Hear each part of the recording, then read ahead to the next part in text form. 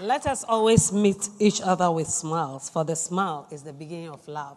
This is a quote from Mother Teresa. I want to welcome you to Ask Mama Gloria. I'm happy to have you here, and to my live audience, I say thank you for coming. God bless you. I really, really appreciate you. This month of February is a month of love, and today we are going to talk honestly. We are going to do some face-to-face talk, online talk. If you have a question, if there is something bothering you in your relationship, your marriage, even if you are single and you have any relationship question, please send it to me in the comment section and we will do well to answer you. Before then, we've had some questions. We ask that people ask us questions anonymously. Those who have certain questions bugging their mind that they cannot ask in person. And I have some serious questions here. We are going to start with that before we come to the live audience. And I want to say that there's so much going on when it comes to relationship, love, commitment, and a lot of questions go unanswered. Many people are talking, the young ones are talking to their friends who give them wrong counsel, and they are in the wrong places of their lives in relationship. Especially those who are on the verge of marriage or courting.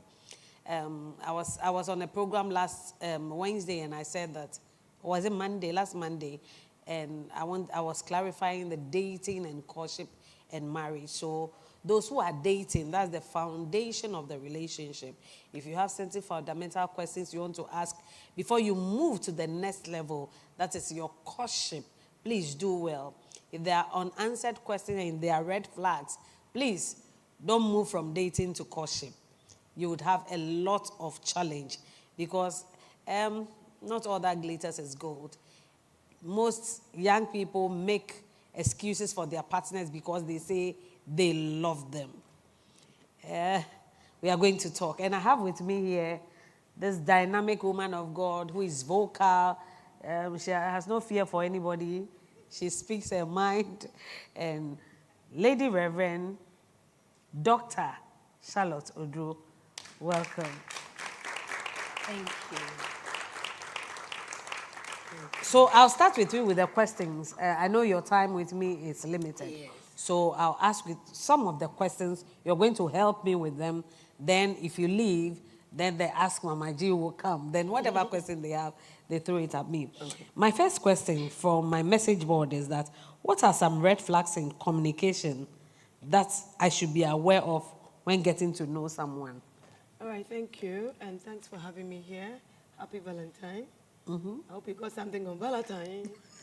Anyway, We are not talking about that. I got Valentine gift. Anyway, if you didn't get anything, God bless you. Let's say you get something. God bless you. You know, red flags. You know, everybody and what they love. I brought the gifting aspect for a reason. Some people love to receive gifts. They see it as love. So if you're going to go out with somebody, the person must know some of the things that makes you happy, some of the things that you love. Like your love language? That is it. You need to communicate it. But one thing we should know is this: if you're talking to somebody who tries to make you feel as if what you say doesn't count, it's a red flag. The moment you are communicating, I'm communicating with you and you tell me that what I say is not needed, or I'm saying nonsense, and what you say is what we're supposed to take, it should tell you right away that will help you, because there is nothing like what you say is stupid. No. When it comes to marriage, communication, each other, whatever we say, must be accepted, must be respected. So the person doesn't care about how you feel, the person doesn't check on you, the person doesn't understand your vision, will not communicate right with you, will not even care about your happiness or what makes you happy. Please, don't go for it. Let me ask a follow-up question, because I have a couple I'm dealing with. The man is a bit older than the woman. And so if the woman is talking, you are a child, you don't know what you are talking about. And then tell her, this girl, Why are you are marrying not. a child? Yeah. Get out. The lady shouldn't even marry him at all. Because if you're going to get married and you think you're older than me, and therefore what I say is not necessary, we don't need to marry. Because when we enter into the marriage, we are a team. When we enter there, I'm respected, you are respected. You see me to be a mature person, that's why you're going on a journey with me. Because marriage is not for children. Every child is at home, and their parents are taking care of them. So if what I say is a child's play, then we can marry. We stay off. You don't bring your age to come and bully me. You don't do that. Let me stay on that place a bit. The man, they are married already. Oh, okay. And the man will hate the girl, the lady, sorry, will hate the woman. And then when we talked, he said, she provoked me. She doesn't know how to talk to me. And when I talk, she's talking. When I talk, it should be final. So when she talks, it comes and I'm angry, then the slap must follow. You see, one thing young ladies must learn is if you meet a man that is far, far older than you and you want to marry, ask questions. Why is he not married yet? It may be because other women couldn't stay with his attitude and they stayed off. Don't jump into it because he has money. You may have all the money, but you will die there. Because you will not feel yourself there. You will not be listened to, you will not be respected. You will be rude because he thinks that you are a child, I'm marrying a child. And therefore, you must, it's a master and a slave. You must obey. We don't do that. You can't do that. So we shouldn't marry the money. Marry somebody that can communicate with you, somebody that respects your views. Otherwise, sorry. So the second question is, what qualities should I look for in a potential life partner? What are you looking for as a person? Me, I know what I'm looking for in life, and nobody come to delay my life. If I'm working with you, you know I don't eat corn food. Will I want to eat it because you want to eat it? No. You know what I love, and you must do that for me, and I must do what you want for you. So you must know who you are and what you want and what makes you happy. You go for it. You see, the problem this generation have is this. They are ready to compromise because there is money. Somebody will tell you, Mommy, I know he doesn't love me, he doesn't care, he won't call me, but when it comes to my finances, he takes care of me.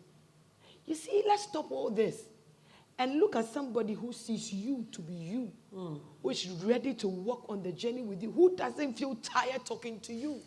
They always want to be in your company. Even when you're tired, they say, can we talk? They love to be with you. Oh, Jehovah, not somebody who will just be treating you anyhow. We need to work on that. My dear, marriage is not child's play. So don't move into somebody who doesn't, no, you will die. Wow. So what if I got you right, the qualities I'm looking for in a person should be determined by what I want in That life. is it. Okay, let me stay on that bit, because somebody will tell you, I love thick, tall, nice, dark, hairy-chested, one with a mustache, 6 packs. That's what I want. Go for it. And then, they come back and tell you that, the Holy Spirit says, my husband is the opposite of what I like. The Holy Spirit said it. Yes. I mean, prophecy says that, okay, this lady is my wife. But me, in actual sense, I want a lady with so much. I have a question down there. It's interesting. I want one with a back, with a full chest. But the Holy Spirit says, this slim lady is my wife. What should I do? Which is the Holy Spirit? Because when it comes to me, and somebody is saying, and God said, I don't contribute. The moment you say God says, I don't talk. Because when God says it's final, I have nothing to do about it. So are you coming to me to ask me whether I should listen to God or I should go for what you want? It's your choice. Because we go for what we want and we are dying there. Sometimes you see that young lady to be slim. She may not have the back and all that. But give her time. There are some women when they give birth, the way their shape comes out there. But the issue is, what are we eating? Do we eat the shape? Sometimes I think about it too. Because then some of us who didn't have the back, we have sense. They don't like us. You see, it should be beyond the shape. It's beautiful to go for the shape. But marriage is beyond the shape. If you want somebody to show up for a party, go for the shape. If you want somebody to show to the world, go for the shape. But if you want somebody to build a life with, go for this one. You see, I believe that you go for one with sense and everything. You marry. But once it's in your mind, it's in your core, that this is what I have always liked, in the marriage, you still be looking. Oh, yes.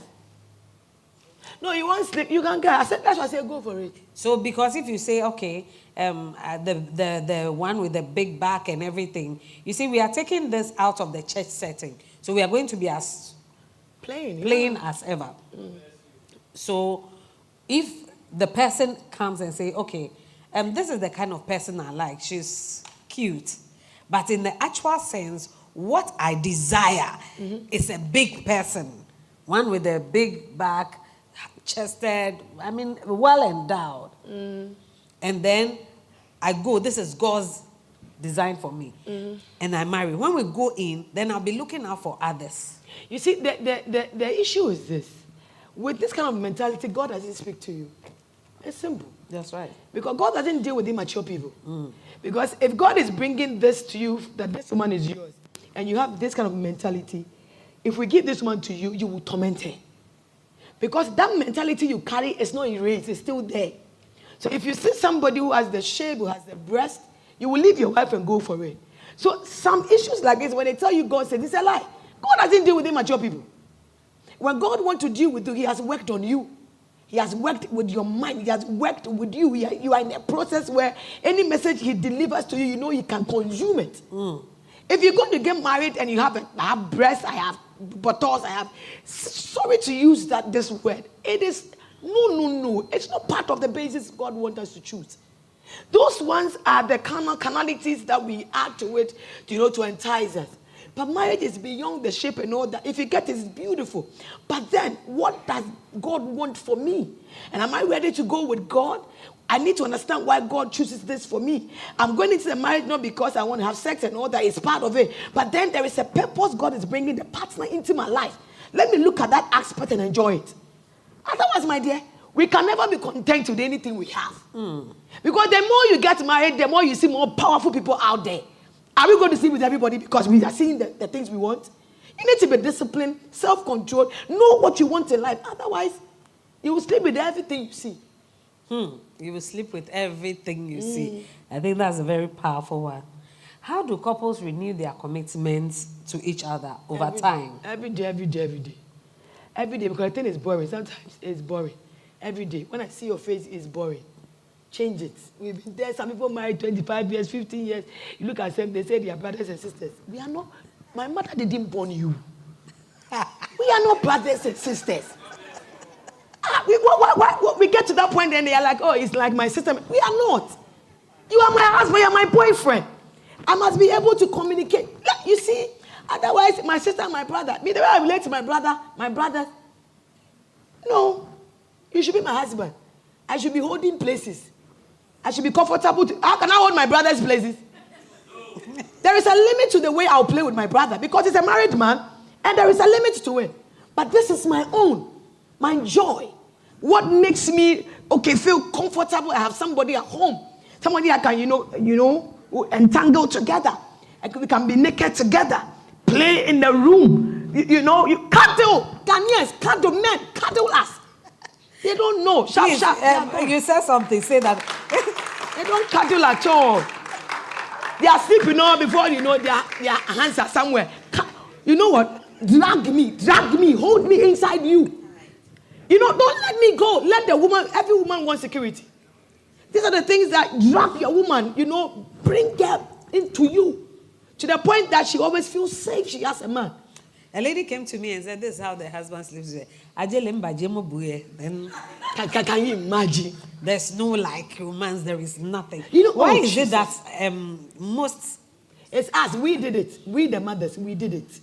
We never taught the son or the boy child what romance and romantic life is. We never allowed our boy child to be giving us peck and kissing. Mommy, you are back. I love you. A hug. We never taught the boy child how to love a woman. We teach the girl child how to create a home. But never the boy child how to handle a woman. So it is us who have caused it. Wow. We did it. That's powerful. That's we did it. So the parents who are coming up, teach your sons how to be romantic. Treat the woman well. Because most women are suffering. Ma Charlotte said, you are not the brother. You can't be. My mother didn't born you. So be my man. Be my man. Oh, show up. Be there. Be sweet. Buy candles with perfumes.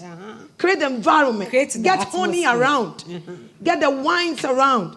Put a little gift aside. Oh God.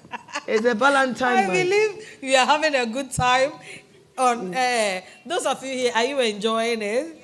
If you are, please give her a clap of praise. Okay, so how can we keep the spark alive and prioritize intimacy in our busy lives? You see, we need to communicate every time. Gloria, many of us are going through too much stress.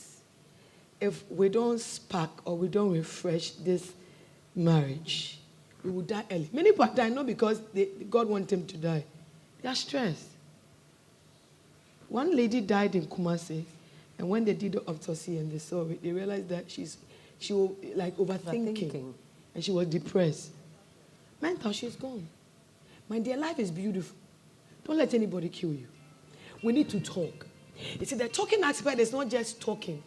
It's who you are communicating with. I may be talking to you, but I'm saying nothing.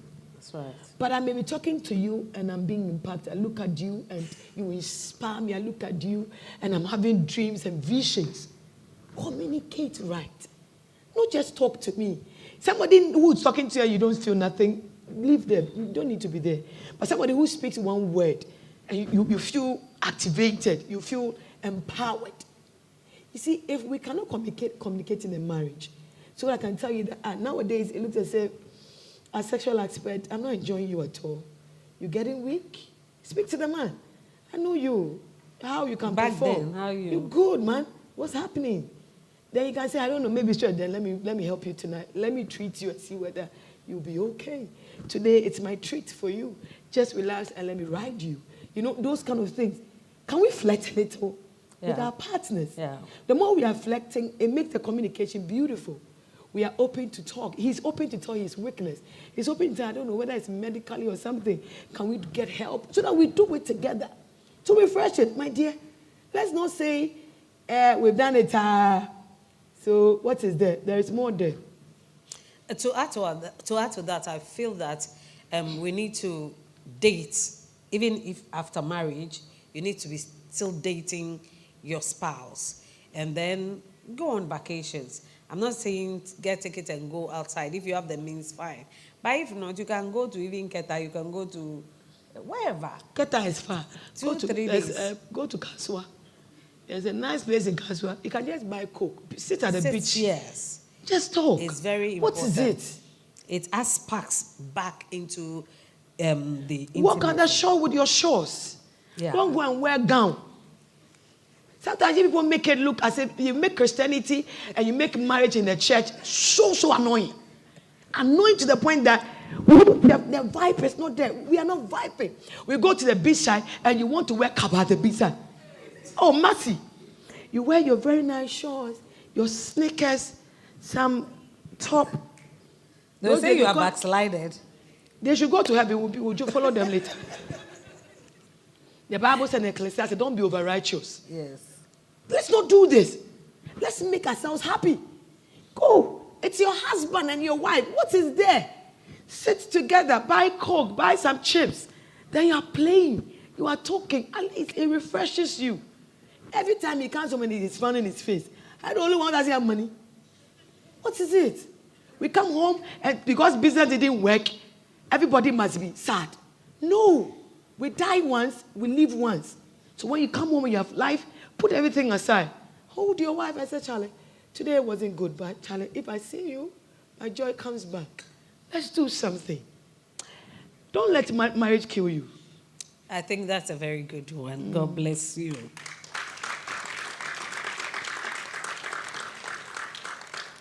A lot of young people don't believe in this, maintaining open and honest communication throughout your relationship, including chat calls, messages, access to your personal phones. They're asking us, what do you think? Personal phones. Somebody will pitch you if you touch their phones. They have things to hide. If you have nothing to hide. I'm sitting with Gloria here. If Gloria says she wants my phone, She can have it. She can even stay with it and I'll go home. At least she will take stress from me and receive calls and answer them. It's not my business. Do you know why? I have nothing to hide from her. Anything she will see here will not offend her. Because me, I'm not doing anything at her back. I'm trying to say couples. What is there to hide? Unless you have something you don't want your partner to see. Apart from that, I can leave my phone with whoever you think. You want to keep my phone? Okay, answer my call. The whole day is for you. I go. Because I'm too busy to be worried about what you are watching on my phone. There's nothing to watch. But because we have a lot to hide, we know there are some things, even if it's not cheating, you have porno on your phone. The porno you are watching behind your husband or your wife, you know when your husband sees you, know, my wife, you are backslided. So the things we are keeping there, or the gossip we are gossiping behind people, that is why we are hiding things. Apart from that, there's nothing to hide. And the two became naked, and they were not ashamed. Yeah. So I'm not ashamed of nothing to hide. But in this generation, we've got a lot to hide. We've got too much to hide. Because we are all thinking evil. This one is a plan. What is it? We are living as thieves. You're going to bath, your phone is with you in the bathroom. It becomes a soap. What is wrong with you? You are in the toilet, the phone is there. And people are busy, they are sleeping, the phone is under their bed. Why are you giving yourself pressure? You will die. If you know you can't trust or you can't be with somebody, don't be with them. Go away. But being with them and also having somebody else, you will kill yourself. Because you're always thinking who is coming. When they call you, you're hiding who is there. Oh, don't give yourself this headache. If you love this one, love them. If you don't love them, get out. So that you'll be free. Otherwise, my phone is there. I can give password. She has got nothing to take from it. So I don't think it's necessary. So should they stay away from each other's phones for peace of mind and whatever? You see, as I said here, I'm not a fan of going on anybody's phone. I don't even know my husband's password. I don't even want to know because it's not my business. It's a cell phone. I respect that. You see, when you get a level in life, you have this kind of respect and privacy for people. That's right. Why will I waste my time and want to peep to your phone? Who are you chatting with? Who are you calling? It means I have no job. I'm a useless person. I don't have nothing to do. You have so much insecurity. You see, when you don't know who you are, you allow everything to get into you. That's right. Whoever you talk to, it's not my business. My own is that I have you, and I'm done. Whoever is at the back, it's you to deal. I'm trusting you that you can deal with every issue. So deal with it. I don't care. But the moment you are insecure, who did you talk to? The person called you 1 a.m. 1 a.m. You want to pick. Pick. I'm sleeping. Make sure your call, that's it. Your bell, you should buy correct phone so that it doesn't wake me up on my bed. Simple. If your phone is a good phone, you have a right to call. If you know that call will not disrespect your wife, will you do it? You can even warn the person, next time you don't call me at this time. Respect my home. Mm-hmm. You know, it is there. Maybe it's emergency and the person is dying. Should we ignore it because we are married to you? No. So it depends on the way you are with your partner. You'll be okay. Okay. So how can we handle disagreements and conflict healthily? Because I seem to always trigger my husband because there's one issue that I think are avoidable if he behaves accordingly or properly. No, see what she's saying. You expect your husband to behave accordingly or properly. You are trying to tell him what he's doing is stupid. You've already insulted him. And no man will take that from you. You see, there are ways we can deal with issues without getting... You see, when you're angry, let's say we are all fighting, couples and fighting. I'm angry. Can we put a phone down and record ourselves? Mm-hmm. And finish and watch it? Mm-hmm. Mm-hmm. No, just do it. Mm-hmm. From today, try it. Then when you see the two of you want to fight, you're angry, put the recording down. And finish fighting when you realize, oh, I can be this foolish. There's no need. You see, whilst we are growing, we learn. No? Those days we will fight. You fight me, I'll fight you. I can't keep quiet. We will fight. We will insult. We will do all that. But you get to a certain age, you ask yourself, this one, is it necessary? You should have kept quiet. Because some words cannot be taken back. Some damages cannot be corrected. So when you're going to get angry and fight, think about these three things: your words, your actions, and the outcome of it.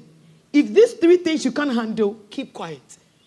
Let him finish fighting. When he's calm or when she's calm, we can revisit it in a beautiful way and talk. Know when to talk, how to talk, and what to say. They are very important. Record yourself when you're angry. You see who you are. I have 2 more questions for you, then I can release you to go. Mm. This one says, I seem to not be lucky when it comes to my relationship with men my age. But this elderly man, I think the elderly man who is older, who is a widower, has swept her off her feet. Mm-hmm. And the man wants to marry her. The man's wife is there? Yes. Okay. We've been seeing each other for years, but the problem is that his daughter happens to be my school mother. That we are of the same age. You see, for the first thing she said, she seemed not to be lucky with her age mate. It's the biggest mistake for her to say that. Not that you are not lucky. Maybe you are not handling them well, your age mate. You see, when we see elderly people, there's a different kind of respect we give to them. And it's different from when we see our age mate. We feel we are equal. That is where our problem is as women. If the man is older than you, the treatment is different. You see him as an elderly person. When you're talking to him, you are cautious. You relate to him differently. But when you see your age mate, you speak anyhow. And men, whether they age or not, they are men. That's even right. A small boy wants to be treated like a king. That's right. So please, don't take him as your age mate and treat him anyhow. Speak to him anyhow. The man in him will react. You are lucky. It's just that you don't know who you are and how to treat men. This elderly man you're going for, their daughter was your school mother. Are you okay? You are a woman. That man's age, there's an age when you get, he can't satisfy you again. He has done what? He's using his level and experience to convince you and you think he has taken I'm in love. It's not true.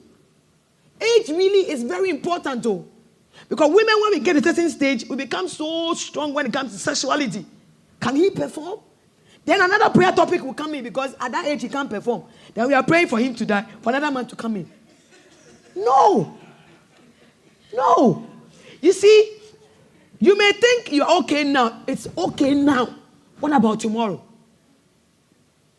How are you going to even relate to the daughters? Or they're all grown than you. Your school mother, you are now going to be a stepmother. My dear, it is your decision anyway, but tomorrow matters. Think about it. Maybe your age mate, if you take a different approach, you may get somebody that will hold you on and build a life with you. In fact, I said 2, but I'll add 1 more. Do you agree, live audience? I found out that my beloved suffers from a deadly terminal disease, which he's not always aware of.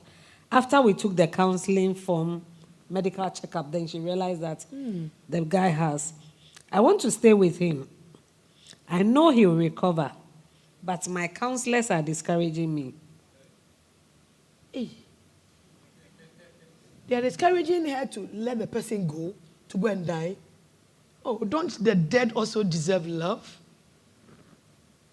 You know, sometimes the counselors, some of us, we make a lot of mistakes. Let's not do that. The one that is sick, he never knew or she didn't know she was sick. And now got to know I'm sick. Don't they need much love? And love happens when we go through the toughest time. That is when we show love. My dear, if you love him and you believe God can heal him, stand with him. Don't let the counselors convince you.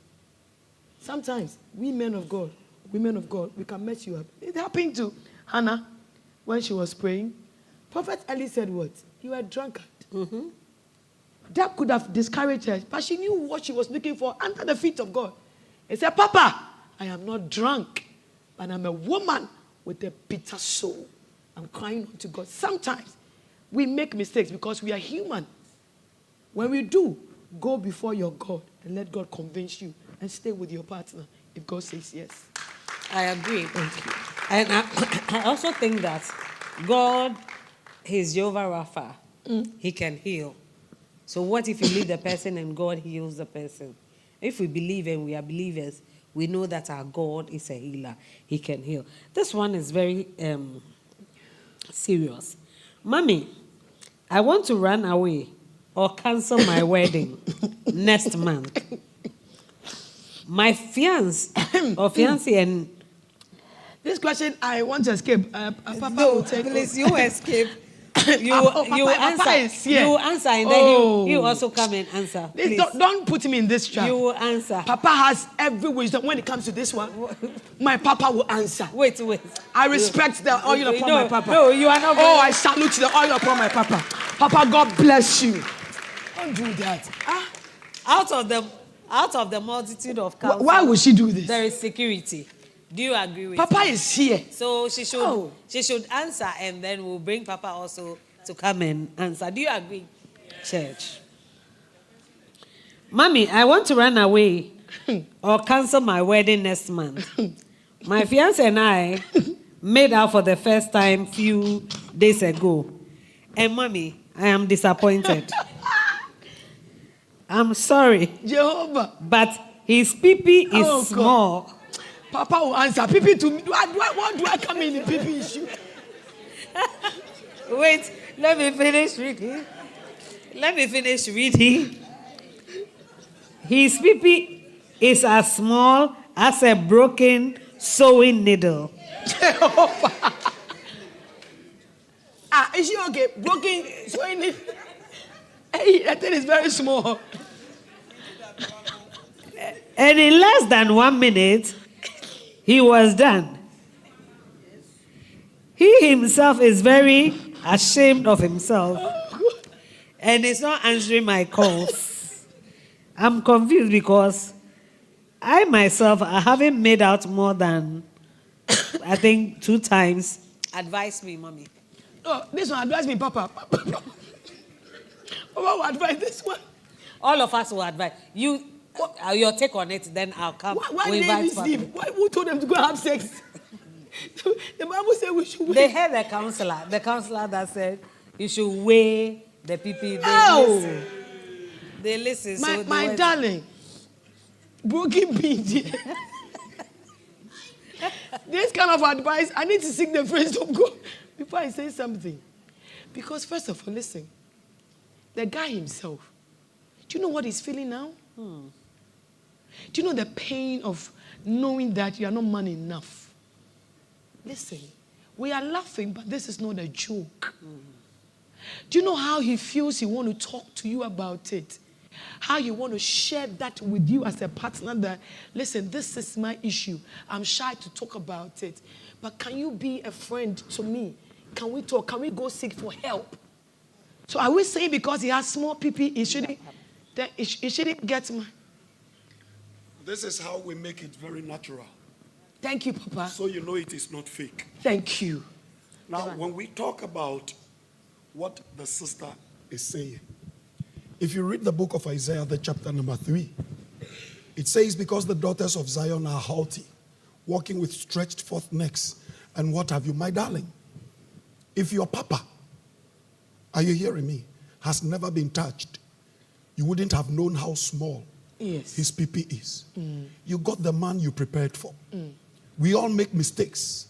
So when the results come, let's prepare to handle them. You introduced yourself to something bigger when God has prepared something smaller for you.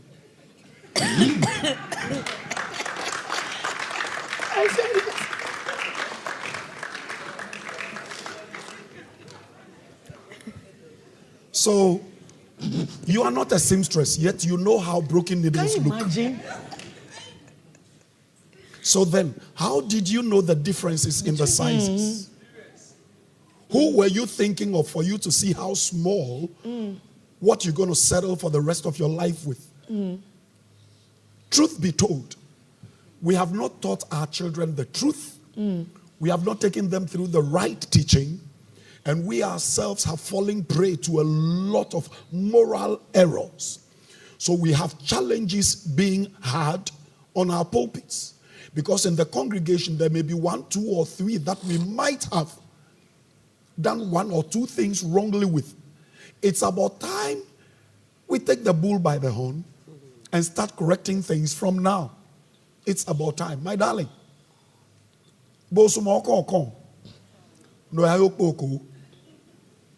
Stay with him and begin to mold your body to start accepting. Or be true to him and tell him you have trained yourself for bigger things. But be careful not to kill his ego. Yeah. Be careful not to destroy the man in him. And if you have already told him he's too small, men don't answer insults immediately. They answer with gradual character. Yeah. You've lost him. Yeah. Immediately. Yeah. You've lost him. Thank you. Can I go now? No. No, you are replacing starting. Please, him. I'm going. Thank you. Well, viewers, I came to interrupt so you know it is not a recorded thing. No. Here we do it real, raw, not bitters. Thank God you. bless you. Can I go now? No, you have to replace Please come and it. sit here, sir. Where? Here, sir. Thank you, sir. And where is she going? That's why I said, Papa, when Papa comes, everything is settled. Thank you, sir. Oh, let's celebrate. Let's celebrate the woman of God. God bless you, woman. And let's of God. celebrate the presence of my boss. Okay. So this one says, To me, it's to me, but to what? To us. Says, Mommy, I don't want to cheat on my wife, but she's pushing me. Charlie, anytime I want to eat her, she says she's not in the mood. I've learned so many romantic things because of her, but she won't. But she won't. She's in your church. So I will come and see you. I know she will get angry.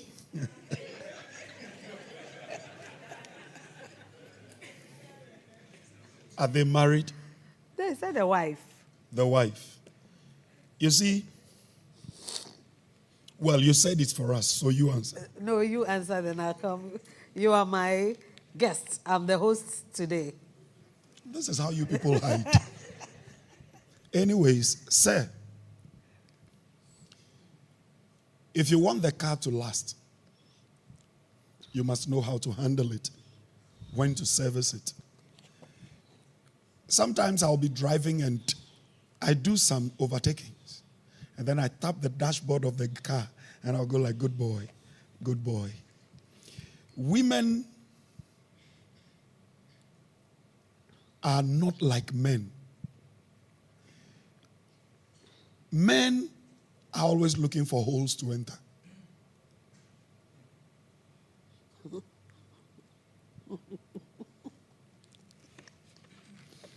And if you are a wife, what you have to know is that, say, you start from the morning. Prepare her. You don't know where she's coming from.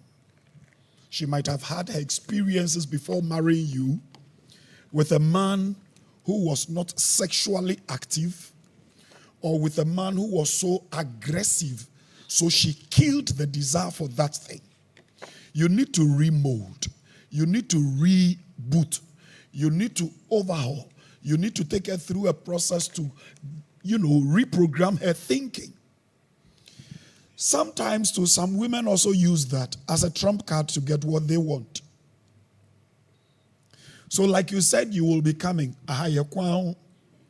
When you come, we will know. No, mommy will know what to tell you to do to her.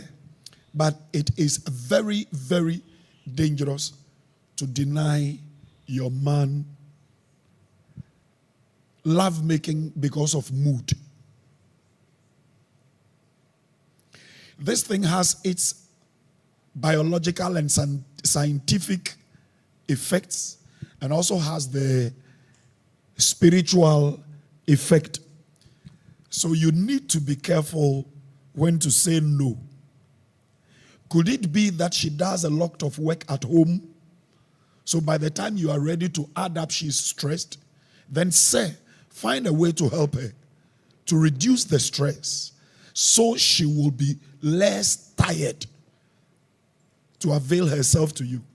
Or, better still, find her a mate, which that also comes with a lot of casualties. So you must sit with her and tell her that this thing you're doing is gradually pushing me to a place we both wouldn't like and it wouldn't help us. So let's talk about it. What do we do? Because somebody came to me and even making love in their marriage has a calendar. Yes, she prepared a calendar and gave it to the guy. 2 days after, no, she says, the calendar says 3 days after her menses, the man has 3 days to do. After that, don't touch me again. Till the following month, 3 days after my cycle, husband and wife. So they had their 2 children within these 2 calendar periods. Now the guy cannot handle it again. Hurt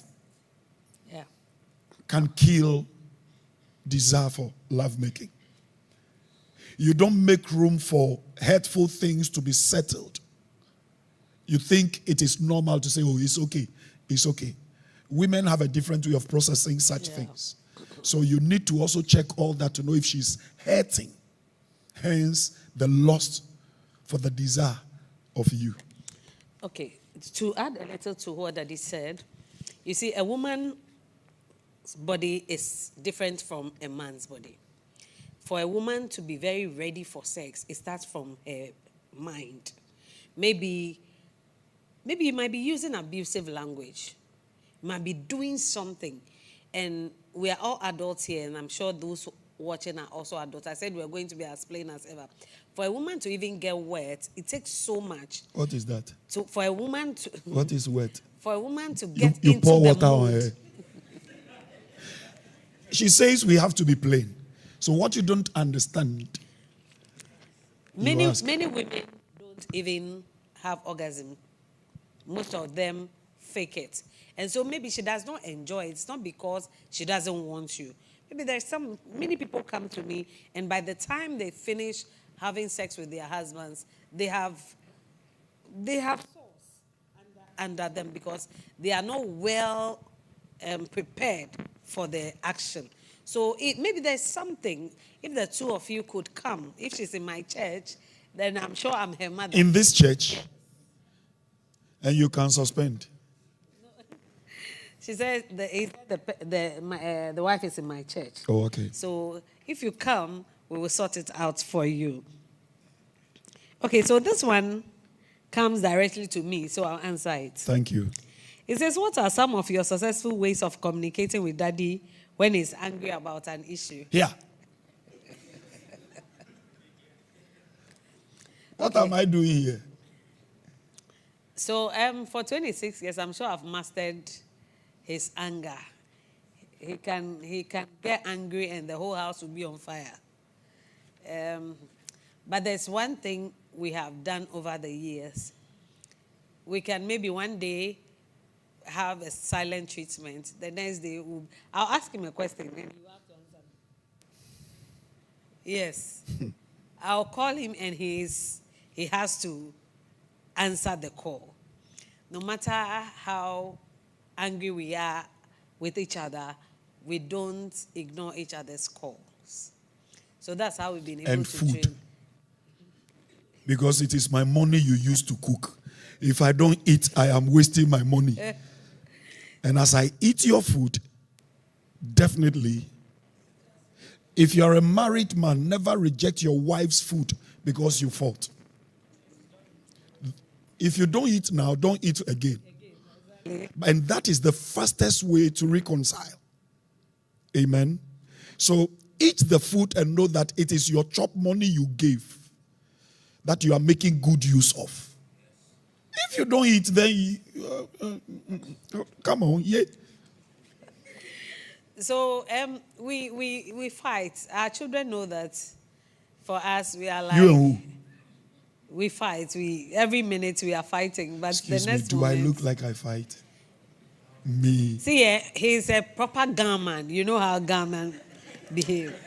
You see, proper gamma. this one will divert this moment for 2 minutes. Next question. I am next a gun. question. Let me clarify something here. We live close to the shore. So we talk at. We don't talk to because of our location. You have to be loud to be heard in Ghana. You have to be, so we talk at. Yet, you see, you don't study us. So you think we are not. Yet, you feel comfortable coming to stay with us. If we are aggressive and Next wild, question. no. You go bring your matter, now you won't run away. So, and like I said the last time, we are Gans, not Nkrans. Nkran is Accra. The indigens are Gans. So don't call us Nkran for. Call us Gan for. Nkran. You don't call people Kumasi for. But do you agree that you people are loud? Now, am I loud now? Yes. But is it a fight? And if the music is louder, that is when you dance better. Thank you. People, please judge for yourself. Justin Sabebo, God bless you for being on board. God bless you also. Please forgive me. Yes, Reverend. We are happy to have you, Reverend Avevo. Guys, we are not. We are just guys on a gameji walk. Game sumo be ona otawa shishile na ekpele okay be. Asebo Memphis said something. Upeteni asisi na wanti asi osintefo wanti asemasi. Ukro nunti and wanti asi no. Next question. Ochia wadan. Mine is a problem. I've tried everything within my power to make this young man know I have feelings for him. But he's not seeing the green lights. Can I simply tell him? Because I hear guys think ladies who express interest are cheap. But I'm a virgin. Oh, wow. And I love to have him as my husband. Should I answer? Yes. First, this tells you that virginity does not take away desire. Virginity does not take away truth. Virginity does not take away feeling. It takes discipline to handle all these three things as a virgin. Now, my darling, change your location. He will see. And the change of location has to do with expression. Maybe what you are presenting to him, expecting him to see, is how the sisters behave. So he sees you as a sister. Okay. So change the formula. Some change the formula, applied fufuik and nanewonu, nenchinam lai soup. And they succeeded. Yes. So my darling, you see, when it comes to marriage, it didn't say, therefore shall a man consult God to leave his mother and father. When you see, don't talk, find it and bring it to him and let him tell you whether it is right or wrong. Then you go ahead. Let me break it down.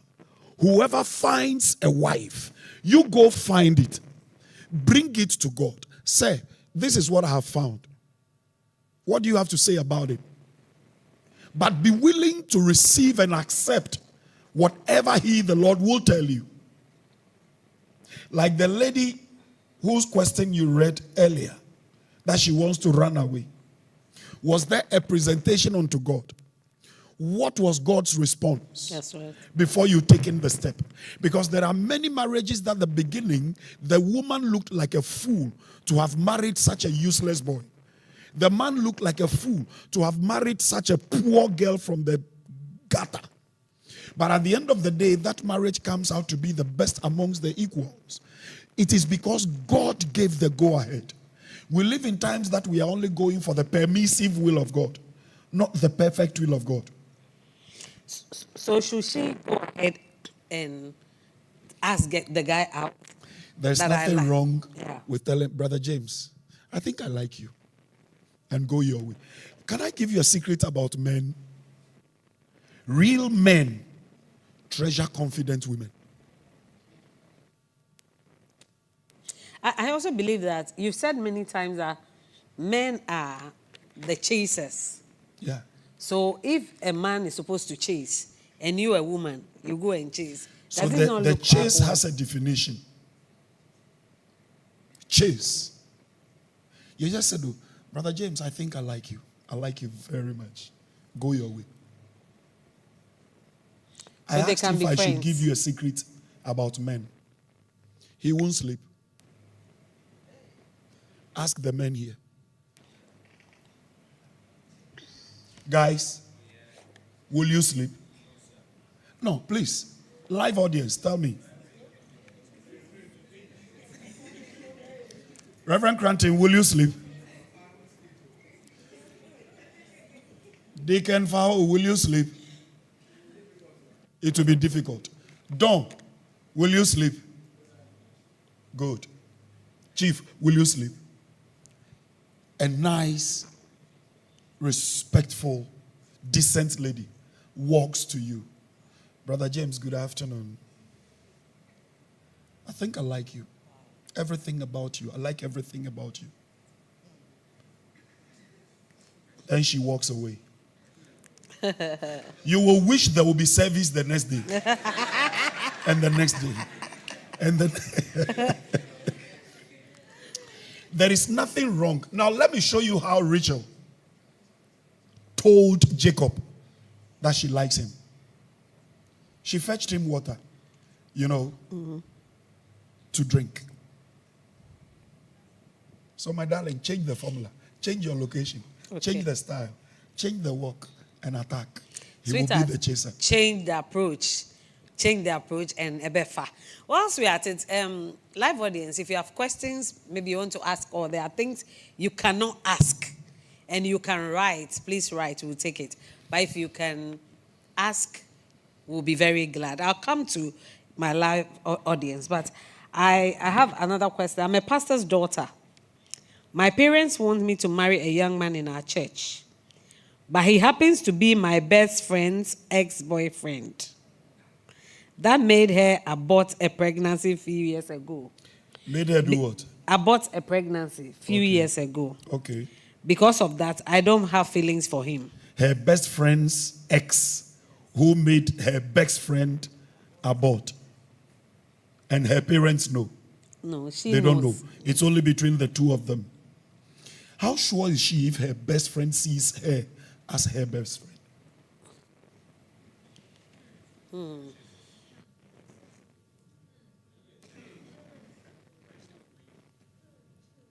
But the person you're calling your best friend, does she see you as her best friend?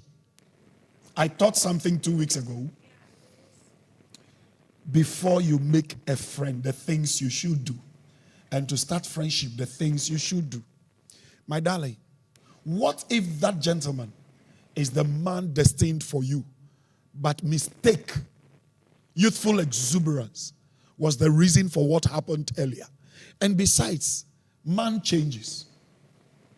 The bad guy you knew yesterday can be the godly, powerful preacher, decent, God-fearing, and respectable guy today. Why do you hold on to a past that has no bearing on a future of a great man or a potential husband? Pray. Read your Bible. Pray every day. Everything starts with prayer. Now, what is going on between your best friend and the gentleman? Yeah. Where were you when they were going out? Does your best friend know you knew when they were going out? Or she told you after you became friends that you see that guy, we were going out, he even made me abort a baby. I'm sure she said she doesn't have feelings For the because of what she was told. Yes. But the gentleman is approaching her.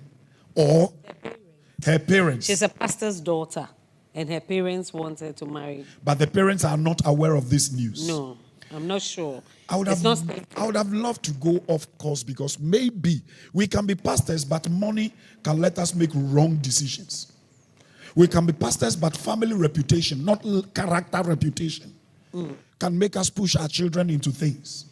So I would love to know if the wealth status of the boy's family and all that, or maybe the parents can see beyond. Whichever way, my darling, tread cautiously. I will not ask you to accept nor reject, but tread cautiously. I think that we should, maybe we'll put out our numbers after, and then we'll go into further counseling with this particular one, because she's a pastor's daughter. In as much as physique shouldn't be a condition for marriage, that's what I'm attached to. I don't want to cheat on my future wife, because honestly, I'm an ass lover. I don't understand. You are an what? Ass lover. What is ass? Buttocks. Am I wrong because I don't want to marry a small ass lady and always admire big ass later? You answer that. You see, marriage goes beyond ass, breast, and all that. One can have all that and not be the one God has destined for you. You go into it and it will not work. It will not make you happy. You have the ass, you have the breast, you have everything. But there will be something, fulfillment, missing from you. I believe that every relationship, I always say this on every platform I go, I am still in my marriage because I had God on the marriage. We've gone through so many changing things of life. But because I heard from God that not this... Not only you. We both heard. I'm talking about myself. When you are done... I came. So. When I say garment like fight, you say... So, I'm talking about mine. When I'm done, you can talk about yours. Okay. I heard from God. So, irrespective of what we have been through, we are still hearing from God. And that is what has kept us. If you hear from God on a woman, go ahead. If you don't love the person, if you love the person and you've not heard from God, please. Simple question. How will you know the size of the backside of a woman if you are blind?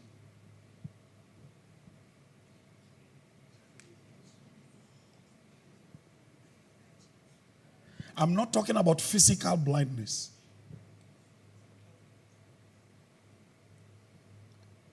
If you truly know that this is the qualities that can help you become that great man you want to be, Arsenal wouldn't matter. Are you hearing me? So, marriage is not built on what you like and what you love. Marriage is built on what you need. Nobody loves bitter pill. But if you are sick, to get well, especially if it is an injection. And some of us, we run around all over Holy Trinity. So they know us. So I always pray not to get sick. Because if I get there and I see the needle, I run all around. Please, sir, do you like it or you want it? Do you want it or you need it? If it is not a need, but a like, pray that when the need comes with a flat back, God will prosper you. Make her so comfortable that she will put on weight. Because I know people who didn't have it at all. And today they can't walk through any door in my house. Okay. Physique changes. So it can change. Okay. So it's about purpose. It's about purpose, not physical attributes of the person. Marriage is serious business. It's one thing that you cannot go in and come out just like that. Marriage is divorce is serious. So I always say that. Bible says Therefore shall a man leave and cleave.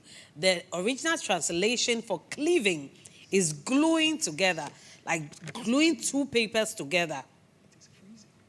Two papers. And you have cleaved. The glue is there. Then you decide that, okay, these two papers, I don't like them anymore. I want to separate them. And it's glued. What will happen? When you try tearing it apart, one will enter one will enter the other. That is what divorce does. And your soul is knitted. It's a marriage covenant. And to break a covenant is very serious. So when you are going into marriage, you need to get it right. Rather than going, and divorce is serious. You might never understand. Not it's very to cut serious. you short, Mommy. It is better to cancel a wedding than to file for divorce. Yeah. It is better to cancel a wedding than to file for divorce. 2, it is becoming too rampant because we are also making it look like marriage is the thing. Marriage is the thing. So people don't even pursue professions. People don't pursue, skill. People don't pursue just say, it is like we are now seeing marriage as a place of refuge, an escape. Marriage is necessary because you want to be dependent. You are tired of being independent. Somebody should take over the responsibility. If that is your aim, then let me ask you, the husband you want to have, is he on the mountain at Achia? Is he in the forest at Achimota? And somebody is exhibiting high qualities of marriage material whilst you are on the mountain praying in tongues. By the time you come down, somebody would have used character without a prayer to take the man. And you have prayer without character. The foundation of marriage is prayer. But the pillar that sustains marriage is character. Character. You can pray in tongues 7 hours a day. If you do not have the qualities of a marriageable material,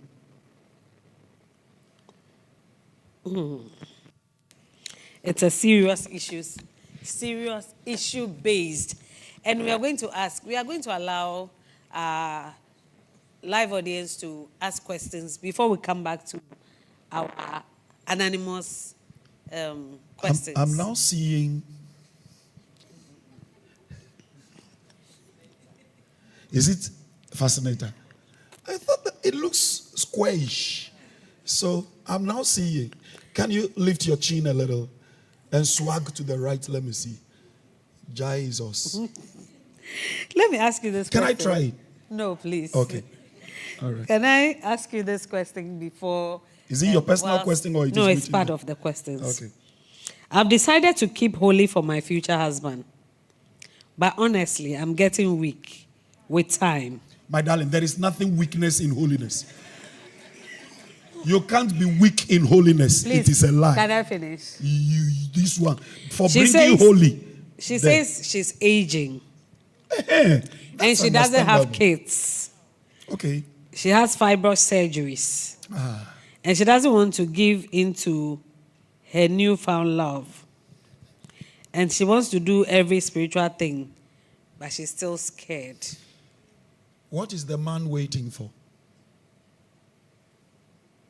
This is a very delicate issue that doctors will even tell you, due to the nature of your reproductive system, you must have a child in the next year or the next 2 years. Yet nobody has proposed to you. No hope at last. And the doctor says you should have a child. And scientifically, you've gone through surgeries that if you do not get a child, the probability of you being childless is great. So, do you then get a child out of wedlock, or you take a step of faith? Do you get a child out of wedlock, or you take a step of faith? When you take a step of faith, and nothing happens, and you cross the threshold, do you then blame God? Do you then say God does not exist? Did he not see how pure and holy you have been? So now let me sound like a theologian. Hearing the question is a manipulative attitude. You want to manipulate God with your holiness. You don't change who God is by your decision for being holy. The only thing you can change is when God gives a prophecy. You can change yourself. If it is an evil thing, you can change your lifestyle and then the evil will be diverted. But when it comes to this kind of holiness, Bible is principle. Until you marry, Okay. But then somebody will tell you, man of God, I have read the Bible from Genesis through Revelations. And I have seen many children being born out of wedlock. And they are the ones God chose. So who was going to ask that question? Because some of you, I knew you were preparing to, okay, so daddy, if he is the same yesterday, today, and forever, won't he use children born out of wedlock? In fact, now that we are under the dispensation of grace. That one is their own prerogative. So, my darling, what I will say to you is, he who has kept, it is not everyone that is destined to have a child. Yeah. It is not everyone that is destined to be married. Yeah. So you should know your destiny before you embark on the destination. To add to that, I've seen many people have children, 10 children, and none was useful. None. Certain people wish they never had those kind of children. So I believe that in God's time, he makes all things beautiful. If God wants you to marry, he will give. Keep believing God, keep living for God. And I've never seen anybody walk with God and God will not prosper you. In his own time, he will make all things beautiful. I had an auntie who never had a child. Not even one. She died also not married.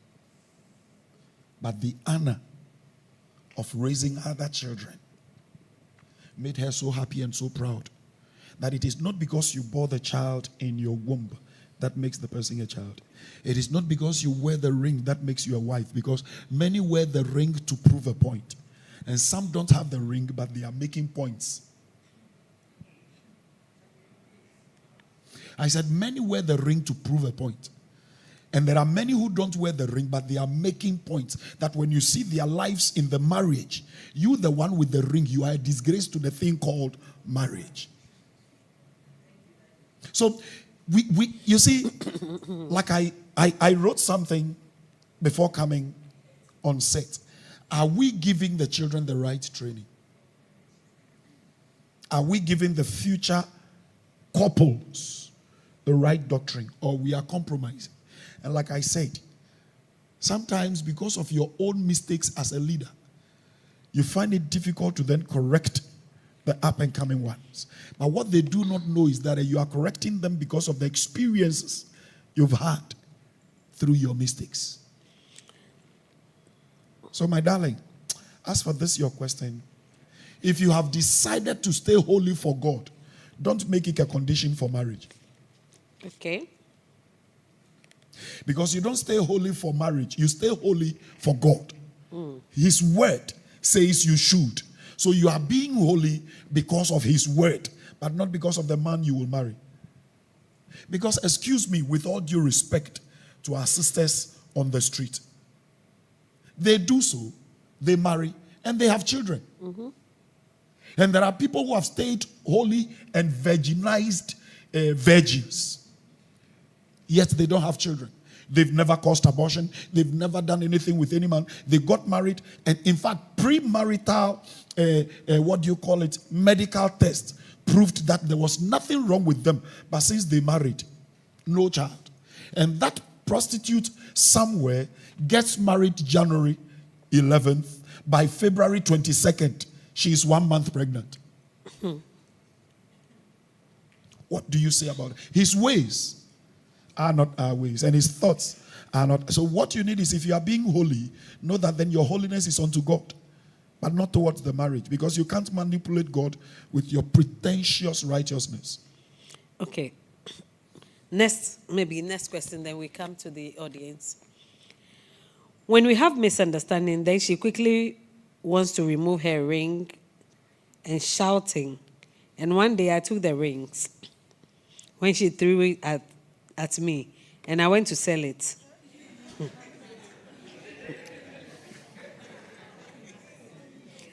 I went to sell it to the jewelry people. Now she's asking me of her rings after she became calm. Should I keep such a lady? You did not marry the ring. Can I say it again? The ring, can I say this? The ring just affirms the certificate that you signed. Are you hearing me? You married the person, not the metal on the finger. So if she threw it at you, laugh at her, say, shame on you. You think I married the ring? It is you I married, so throw yourself at me. If you throw yourself at me, then I will know. But if you throw the rings... And he sold the ring. What is wrong with that? He should get her a new ring. Get her what? A new ring. If you are married here, next time throw your ring. I encourage every man, sell the ring and stay with your wife. I don't need any... You can say what you... If I'm also angry and I don't throw my rings away, if you throw yours, I will sell it. It is you I married, not the ring. Chale homo. And make sure you buy a nice dress to replace the ring. Give it to her. Hey. Okay. Why will you throw your ring at your man? Is the man fighting the ring? You are the one he's fighting. So if you are looking for something to throw at him, turn yourself into a stone and throw yourself at him and see what will happen to you. At the end of the day, you will wake up smiling for throwing yourself at him. And they will tell you for a fact, the best time to make love as couples is after a fight. On that note, you won't stop. On that note, after a fight, you the man gather momentum and just slay. You get it? You get it? If you don't get it, forget. You will see that immediately. Is it Nana Kwame Ampedu who sang that song? I don't know. Obiawa baby obeshianido. Hey, I say baby. Obi beshianido na ekete ke kwanto something say banisa ombeku ntokwa. Adiesa na de una to no so no we year free ho. Abusu wo ya na econom prensa or something. I say odu na to so na ho de wo yi oba no so do wo ne bu na fun wo. And you be to say, you not free me so. Oh, you said the enra you know. Yeah, how can I do it? Or do way, dear. You know, go and look for those songs. They are full of wisdom. Secular songs are not profane. Are you hearing me? So after the fight, take the ring, go and sell it. The next day, take her out on dinner. When you come, slay. If she asks for the ring, tell her what we ate yesterday. You should stop manipulating us with that attitude. You see, you are copying wrong. You are copying Americans, forgetting you are married to a Ghanaian, trained from Claude. A Ghana specifically. Cause more for to me. Can Jeko ring home? On that note, I want to thank you all for sticking and staying with us. I know it's interactive on Facebook. Please, if you have any questions, please send. If you have already sent the questions, I'm asking the team to compile the questions for me, and we are coming with your answers. But we want to come. We have some 4 more questions left, but I want us to engage our in-house audience. So I throw questions to you. If you have any question, please lift your hand up and the microphone will be brought to you. Yeah, somebody's hand is up here. Can you please give him a microphone for us? All right. Good evening. Good evening. So I have 2 questions. I don't know if I will be permitted. Okay. But the first one is, so you have a child that you have brought her up in the fear of God, trained her up, and then she finds a man, gets into marriage, and then based on the story of the other lady, they go into bed, and then what she sees makes her disappointed, and she runs to you and tells you, "Oh, mommy, daddy, this is what I met in my marriage, and I don't think I'm okay." What would you advise? This morning, myself and mommy, we were as if we knew something of this nature will happen. And I gave her a simple answer. Train up a child the way he should go, so when he grows, he will not depart. But at the same time, the Bible says, if there is a cause, if truly you are a child trained to be a virgin, you will cry the first night. You will not run and come and tell me he's too small. Can I say it again? If truly you obeyed the training and you are a virgin, the fact that you can wash yourself as a lady with a finger will not break your hymen. It takes a penis to break hymen, not a finger. Yeah. God is so unique. And if you joke with God, you will be caught in heaven. That is why everybody's lie will be there. If you have stayed a virgin, no matter the size of your husband, it will be perfect for you. So you coming to me is enough for me to know that so all the virginized character, you were doing expansion service.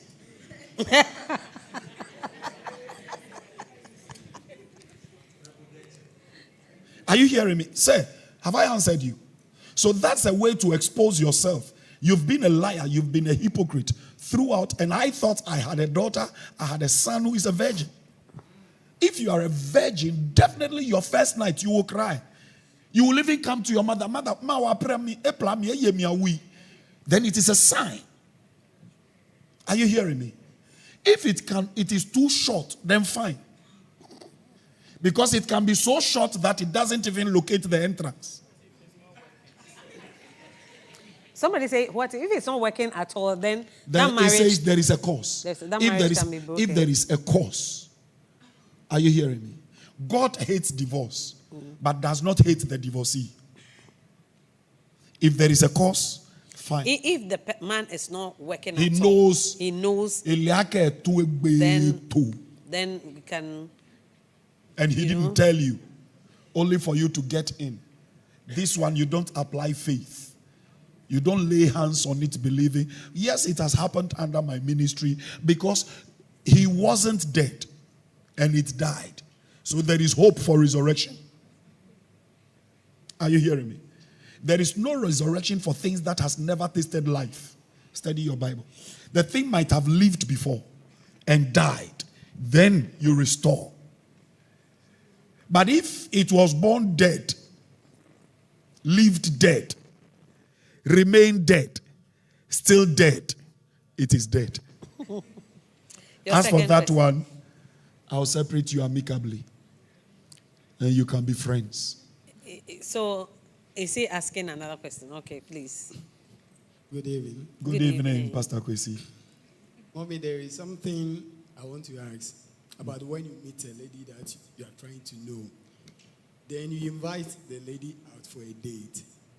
Is it fair for you, the man, inviting the lady for the date?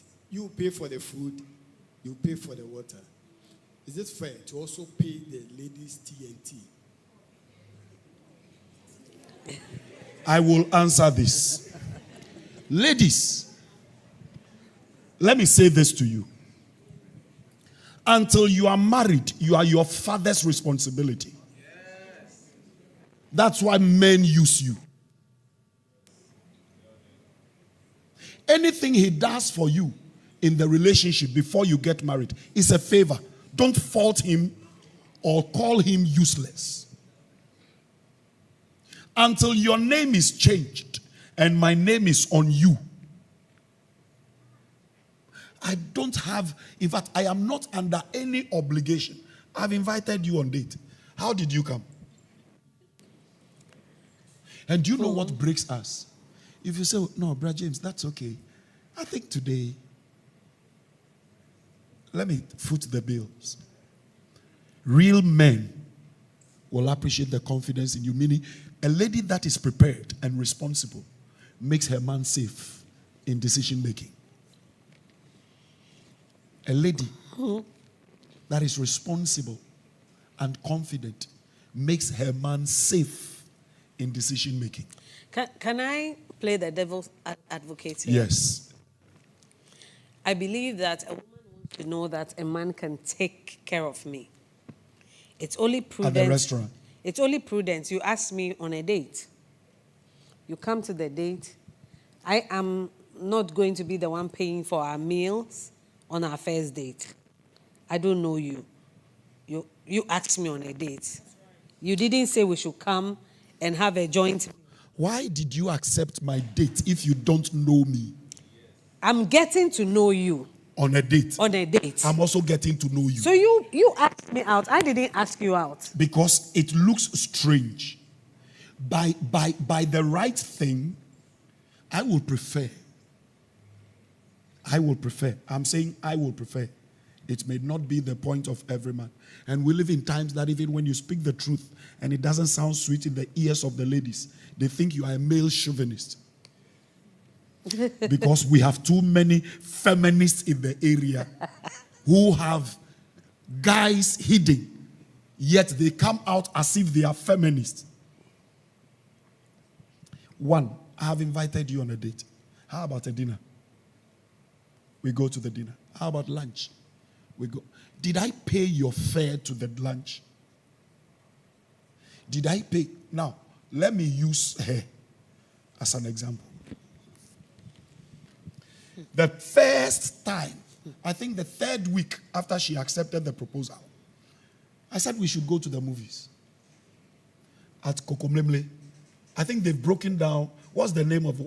Was the name? It's close to Joy FM. You know, from Joy FM, when you're coming down, it's on your right.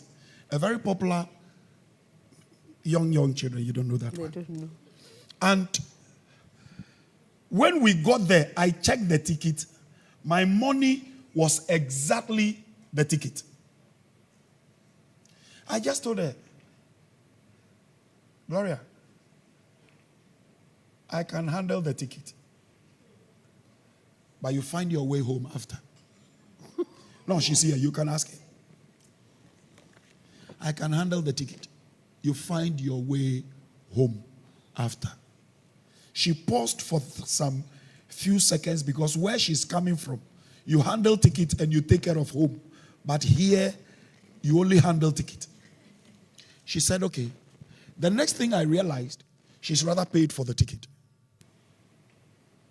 So when we finished and we came out, what I had for the ticket, I gave to her for transport. I won't let you cheat me. So I gave that to her for transport, brought her to the roadside. She picked taxi home, and I walked from Kokomlemle to Abofu. Say, never show a woman what you cannot do that you can do. I love my son Solo. Solo says something here. What did he say? Solo says if you call for the date, finance the day. Okay. Are you related to Ken Oforiatta? Now, Solo, that is your point of view. It is okay to be a gentleman, but then to do so and go home. But as a lady, I will plead, when you are going on a date, prepare. I know that we call something vex money. I know. We call So that in the case of anything, if you get angry, you can. But don't get angry. Okay, give me transport to make her go home. Vex money is very necessary. So, Kwesi, so no one buyer, if she came alone, take care of all. Give her transport home. But if she came with friends, pay for your food. Get up and go. Let her pay for her food and pay for her friends. This is my take on this. If you're a guy and you want a woman first date, please, it's only prudent or expedient to say, okay, this is transport money. But the onus lies on the lady to say, it's okay, I'll take care of myself. Then you know that's a decent lady. Just make the attempt that this is first date. The reason why I paid for the ticket that day was that I told you, we shared what we had, the little we had, when we were courting. The first day he asked me out, I asked him to come home. I knew he didn't have money. I asked him to come over. I had, but not to take you out. It was my money that paid my transport, though I had to walk a few You had distance. transport money, you didn't have restaurant money. So it was money. My friend, you can't say that about me. I asked him to come home to come and eat. Asuma akpa, a trap me. Because you are West become Bashia. Did we answer you? Yes, mommy, but I want to clarify something. I did not talk about paying for the food and where you Transport. Transport, because there are some people, when we invite her, because I think we've met and we are already showing interest in each other. So we are trying to build a relationship. So we are all supposed to invest. Thank you. But there are too much self-entitlement. Like, they think you are the man. You got to take care of me. Because I am going to pay for everything that you are going to. But I will see, like, I will respect you more, that you at least taking care of your own transport. But Braco, see, let me cut you short here. She doesn't have to do it before you respect her. 2, don't place conditions to justify the respect you want to give her. 3, don't say because you didn't do this, then you are not. You called for the date. Let's throw off all that I said earlier. It is just to spice up the discussions. Be a man. Manage all nonsense. When she comes, calculate how much brought her. How much will take her home. Add it to what you would have to pay when you are eating. If you never liked what you saw, that is the end of your expenditure. You don't need to reinvest. For all you know, there are some ladies, just as you are trying and testing her, she's also trying and testing you. If you are... When we say a man is handsome, it is not by the looks. It means your hands have some. Hand has some. So please, for that one, pay for the coming transportation and the going transportation. And in fact, if you have enough, give her something for the pocket. Because you don't know, maybe the car will break down. She would have to pick another car. How many of you have joined a car and it broke down and you don't have any money for another car? So you should, like mommy says, vex money. You should also provide eventuality money. Are you okay with that? Okay, so there's a question. He's not through. Are you through? Kwesi, are you through? I'm okay, but one thing I want to say is, when Daddy said that, I heard, oh, yeah. It's about time. They also learn. Say, Bema Susu, yes, they also should try to be a little responsible in a relationship. Thank you, mommy. You see, I want to say this. I want to say this. Now, to tell you the fact, No, you're rather putting too much pressure on the young guys. Sweetie, So they are not settling on jobs that they can grow with. They are jumping on jobs that are already grown, and it breaks them pretty much. You see, that's how women were created. We were created for a man to take care of us. That is how God created a woman, for a man to take care of us. Reverend Editor, next week you will come and sit here. The part 2 of this topic, you will be the one to be answering. I have a question online. It's come from the Sweet Honey. She said, be married for 8 years. No child. My husband is not willing to find out what the problem is, but blames me now. He has moved out of our home and does not care what happens to me. I know there is no marriage, but I don't know what to do. Wow. My darling, can I tell you something? Men takes long to react in a marriage, especially when it is marriage. Men takes longer time to react. Women are instant. And unfortunately, when a man is quiet, a woman feels jittery. When a man is quiet, it discomforts the woman. The next thing you see, she's interrupting. Why are you quiet? A penny for your thought, like somebody I know.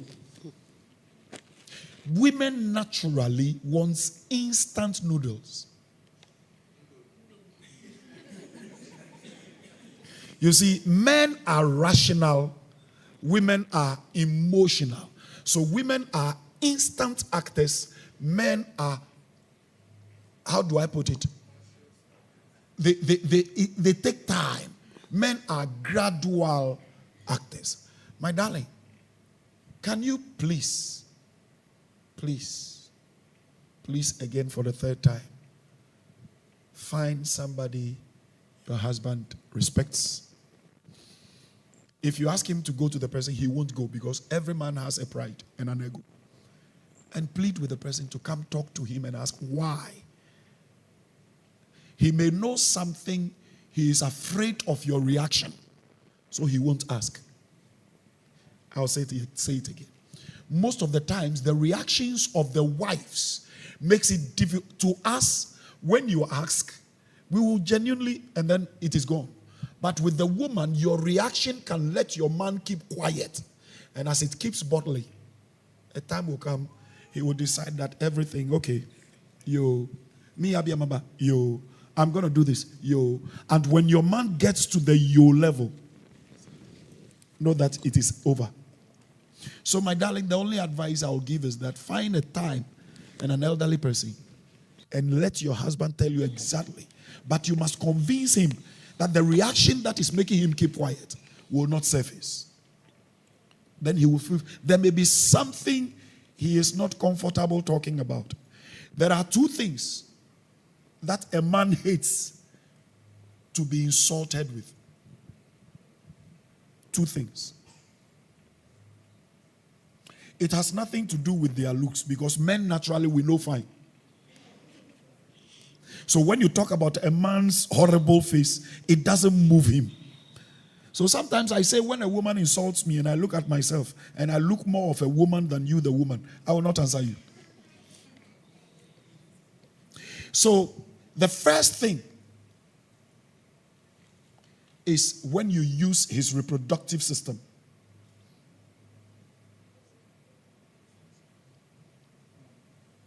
Against him. Now we are Bema, Nibu and Nujibu.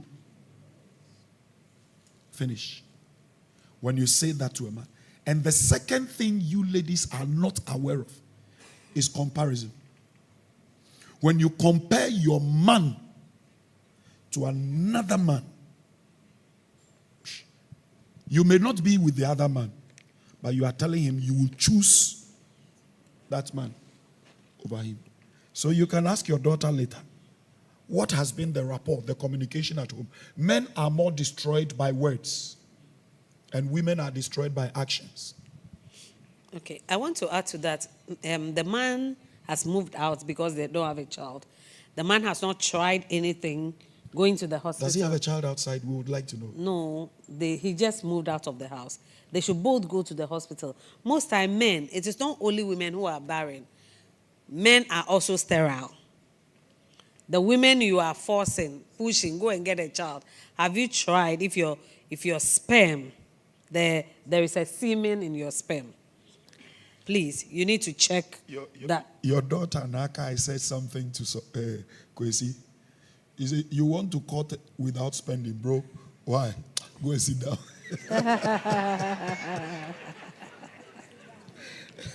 I love Facebook. Okay, so I'll ask one more question from my Anna. Okay, Pastor. Yeah, Pastor Kwame. Thank you, Mommy. Thank you, Daddy. I think this is a good program. I have a small question, but I want to ask on behalf of the young ladies who are married or about to get married. And the background of the story is that when we were younger, we had a mentor. Perfect marriage. All of us wanted to be like him. He had 4 girls. 2 medical doctors, 1 lawyer, etc. My own parents were marriage counselors of their marriage counselors. And that man was a marriage counselor. So one day we were home with the old man when his wife came crying very, very loud. What is the problem? He has 2 sons outside of their marriage. Hey. On behalf of our sisters, what do you do in a case like this? Okay, so I'll answer from a woman's point of view. It's a difficult one. Did you just ask that? Pastor Kwame? Okay, mommy will answer. It's a difficult one because you were looking up to the man. The man was your mentor, your role model, and everything. Bible says, put your trust not in another man. We can miss it. As counselors, we can miss it. So if I am your yardstick, please make God the yardstick, because I can always miss it. Once you see us as role models, we have challenges. We've had challenges. So if God is your yardstick, our mistakes will not throw you off balance. Let God be the yardstick rather than humans. That's it. And somebody also says that when I said the man has no respect for anybody and even has no relationship with either of his parents, not a member of the family even.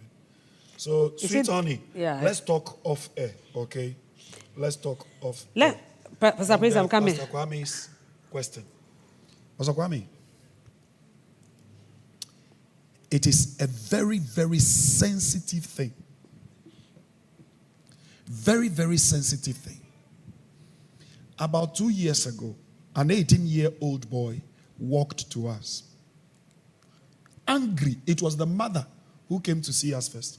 Very angry at the point of killing the mother.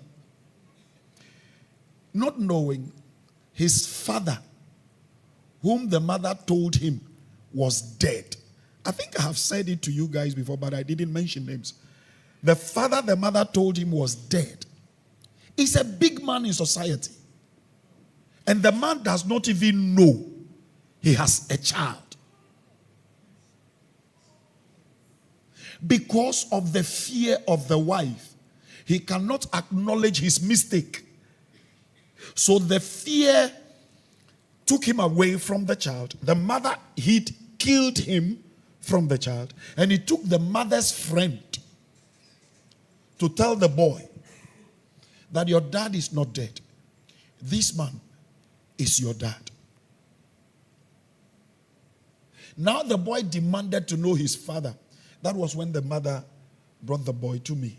How do I call the father to tell him that game you knocked away match all the way Texas in the US of A? The harvest season is now. How do I tell him that? I needed divine wisdom. I never told the man.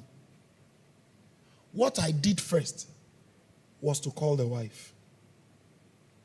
And then myself and mommy, we sat with her. We took her through a process, but without directly telling her, this is what we want to say. The next thing we did was to call the man and the boy's father, the boy's mother, without the boy. We sat them down. We spoke to the both of them. Then the third meeting was with the boy. When we finished, then we asked the boy's mother to book an appointment with the man to talk to the child so they will be a family. The first one, it was the two of us and them. Now just them. When they finished, the man went home. By then we had prepared the wife. Broke the news. She left the house for some 2 weeks, but she didn't throw her rings away because we had prepared her. The next thing we did was to make sure that the boy will meet the stepmother, because we had to let the woman accept the boy, not the mother. As we speak, let mommy cough. the man, the boy, and the mother, Jesus.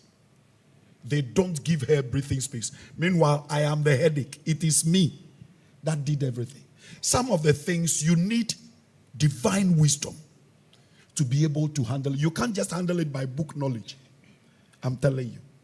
On this earth, not everything can be settled, especially when it comes to marriage. No book on marriage teaches you practical marriage. When you are courting, you can court for 20 years. You will not know each other. Exactly. From the night of I do, you become a man and she becomes a wife. None of you have married before. So you become students in the life called marriage. And that is where I was telling some couple that when you marry, you the woman, don't go behaving like a wife. And you the man, don't go behaving like a husband. The woman, go behaving like a mother. Learn the mother of the man and win him. And you the man, learn the father of the lady and win her. So I want to take this opportunity to say to the lady that whatever it is, she should find the right place to channel the problem. Okay. I want to ask one question here, then Pastor Prince, you come in. My husband paid the fees of some church members' children, even when our children had been sent home from school because they owed fees. All in the name of he doesn't want to lose church members. As a pastor's wife, I am leaving this set with immediate effect. The who? Or as a pastor, advise me on what to do because I have a month-old twin boys. I am a victim to what? In fact, I am a culprit. I am guilty. But with time, I became wiser. You don't build church with members. You build church with partners. And partners, they contribute.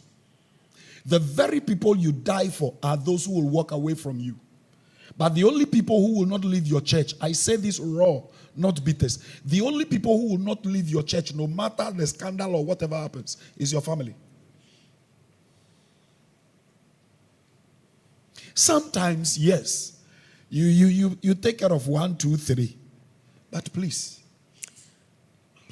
let's, church members, let us love our children too. Help us love our children too.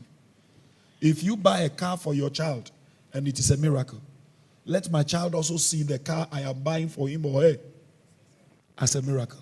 If you build a new house and it is a miracle, of course, the money they will use to pay the doctor, where is it? Is it not in the pocket of the patient? Oh, answer me. It's in the pocket of the patient. The money you use to pay the plumber, is it not in the pocket of the one? So the money the pastor will use to live, in whose pocket is it? The church member. So stop letting people brainwash you to think pastors are all. If it is a money-making venture, come and do it and see. Everybody wants money. So if you think here is money-making center, you too do some and see. Greek. On this note, I want to tell pastors that you must be able to handle your home well before handling a church. Your first ministry is your home. So your children cannot be sent out of school. I mean, how can you buy a paint and paint somebody's house? Meanwhile, your house, it won't body. Pastors are fond of doing that. Very. If only you will love it. It's like buying cement to give to somebody who is building, a church member building a house when you are a tenant. Pastor Prince. Mommy, thank you for this program. My first question, I think Daddy have answered it, was about asking that, is marriage the ring or a lifestyle? So I think Daddy, God richly bless you for Thank you, sir. teaching us. The second one is, what do one have to look for in a man or in a woman before entering into relationship? On what basis do one have to consider before accepting one's proposal? What are the main reason why one have to date? Because it looks as if sometimes we do hear a lady saying, after using me, you dump me. After, seeing my nakedness and all that, you dump me. Sometimes I ask myself that, He was wearing pajamas and you were naked. Aside sex and money that some of us offer in relationship, what is the main reason why people are in relationship? I want to know. These are my questions. Okay, so let me answer your first. The main reason why people are in a relationship is you are preparing towards marriage. I said the other day that you start dating. When you are dating, you are knowing each other. Knowing the person. If I say knowing, I'm not saying sex. You are getting to know who the person is. The person's temperament, their beliefs, their character, how far, everything. You are trying to know them. If you get satisfied with knowing the person, you think that this is somebody I can live with for the rest of my life, then you make a decision that, okay, let's court. In the courtship, that is when you introduce each other to your parents, your pastors, and start counseling and start buying stuff to marry. Then you have graduated from the dating, knowing that, okay, this is what I want. It might not be physique, it might be intellect. It might be how the person loves God. You need to know where you are going to know who you are bringing along. If you don't know where you are going, how can you bring somebody along? So you need to know who you are. I say always that get a life before you get a partner. Get a life. Be somebody. Be something. Then you can bring somebody on board. When you are courting and you are a believer, you don't need to be sleeping with each other.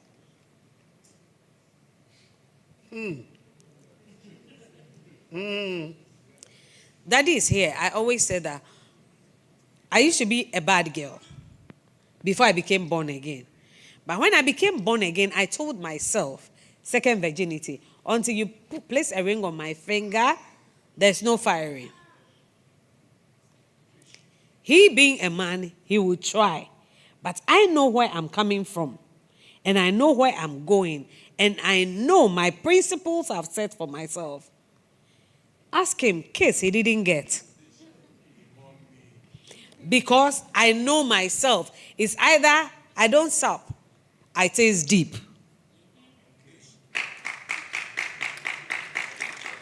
So, when I start, I will not finish. So the kissing will bring something and something will lead to something. By the time you are realizing we we are... give glory to the Lord. He reigns. We give glory to the Lord. He reigns. So, whilst we were courting, even he placed a ring, we were engaged for about 6 months or 7 months before we had our wedding. I didn't consider myself married. Yes, that was my mentality until I felt very comfortable with him until he brought me to the altar. Then I knew I was a wife. Then that one, young konkwa. But at those points, I needed God. I wanted that relationship with God. So I didn't go into the relationship or the courtship with the mindset of sex.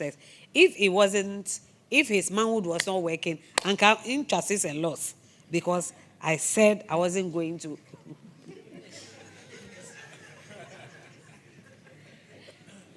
Yeah. If what? Interest is a loss. She don't know. So I wasn't expecting money from him. When I saw him, you know the story, so I'm not going to go into all the story. I was running away from him because he didn't have money.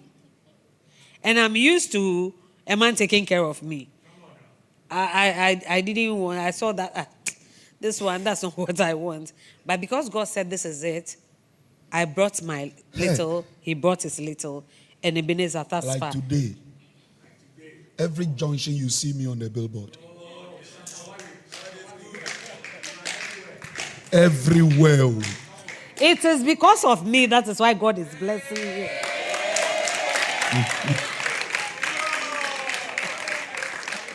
Don't worry, I'll answer her on that. I don't need an answer on this one. It's a fact. It's a statement of fact. Who no is answer. disputing it? So we'll move on to the next question. Ask if I have something no, to say. No, you don't have anything to say. We have a lot of questions now, coming. Do you want it to end like that, or I should say something? Now, when you read the Bible, it says, and God said, it is not good for the man to be alone. Now, before you look for a lady, ask yourself, are you looking for the lady because you are alone, or because you are lonely?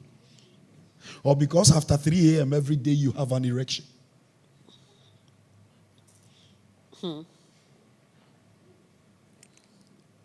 Again, are you looking for a woman because you are alone? Are you looking for a woman because you are lonely? Are you looking for a woman because 3:30 a.m. you will have an erection? Look for a woman because you have a deficiency somewhere. Then you will look for the one you need. If taste was the source of healing, bitter drugs wouldn't be accepted. So when you follow taste, definitely you will be deceived. Go after necessity. Now, spiritual, sometimes ancestral structures, let us not physicalize everything. There may be spirits behind, there is a spirit behind every activity. So you may end up liking some features as a wife. And when you look through the family, all the men in the family went after such kind of women. And they are all poor. The one who will stand out to say, I'm going for the opposite structure, will be the one to break through. So my son, first, know what you need. And second, Adam named everything created by God before God brought the woman. So he wouldn't call her a goat. So he wouldn't call her a cockroach. So the very moment you are able to name everything around you, that is when you would look for the name left to make you complete. Don't look for a wife because you are growing. Mm-hmm. Age is not a condition for marriage. Okay. Our best friends got married when the guy was 23 and the girl was 20. They married, I think, 2 years and we got married. They are still married. They courted. Did they even court? I think 1 month. Ours was 3 months. 1 month. So, please, let us overcome these modern conditions of looking for a wife and build our conditions on the Bible. Because as a Christian, what you must look out for is what the Bible says as to how. Therefore shall a man live. Are you ready to live? It is not good for the man to be alone. So you don't marry because you are lonely. Because loneliness is absence of activity. If you are lonely, then it's because there is no activity going on. But if you are alone, then you are incomplete. So you need that perfect thing to complete you. Don't marry because of features. Are you done? Are you okay? My last question. Okay. Mommy, The ladies are not talking. Okay. After him, I'll read one more question. I'll come back to you. I want to ask my last question. Does temperament matters when it comes to relationship or marriage? Yes, it does. I'm saying this because some of us are choleric. Mm-hmm. Do choleric match with melancholy or sanguine?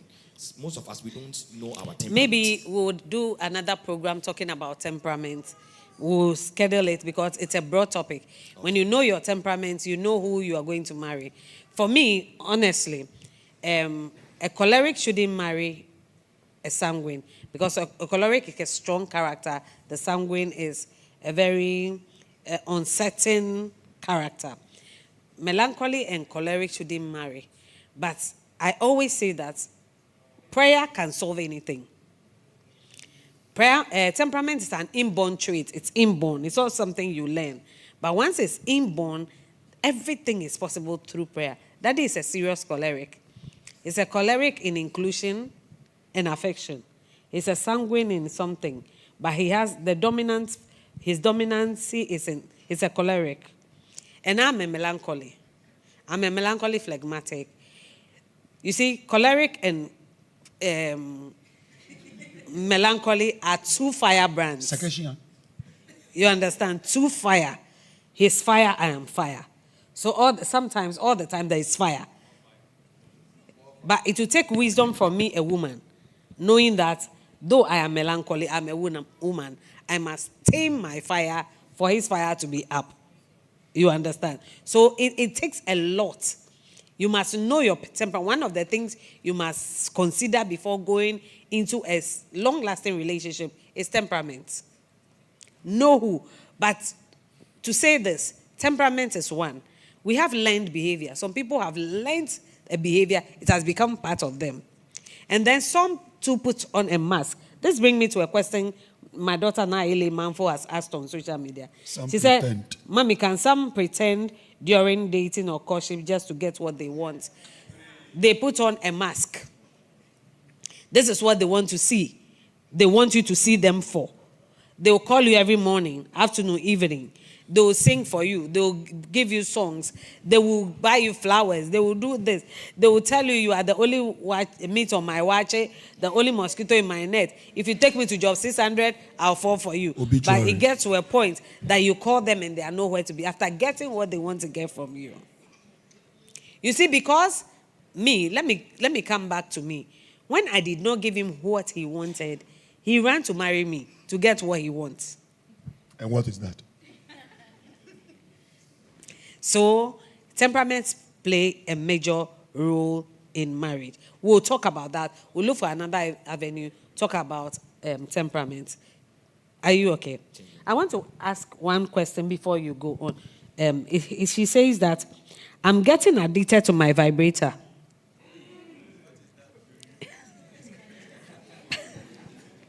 My husband has starved me of sex for 5 solid years. Because he claims he's always tired after work. Meanwhile, always closes from work at 5 p.m. and gets home in less than minutes. But for my children, I would have left his ass longest time. My darling, something is eating and gradually creeping into relationships and marriages that is getting dangerous. The world is becoming so packed up, so full of pressure, and the effect is being felt more in marriages. When you are courting, you make time for each other. But when marriage is settled, you see, the responsibility of courtship is not as heavy as the responsibility of marriage. 5 years of starvation shouldn't make you depend on your vibrator.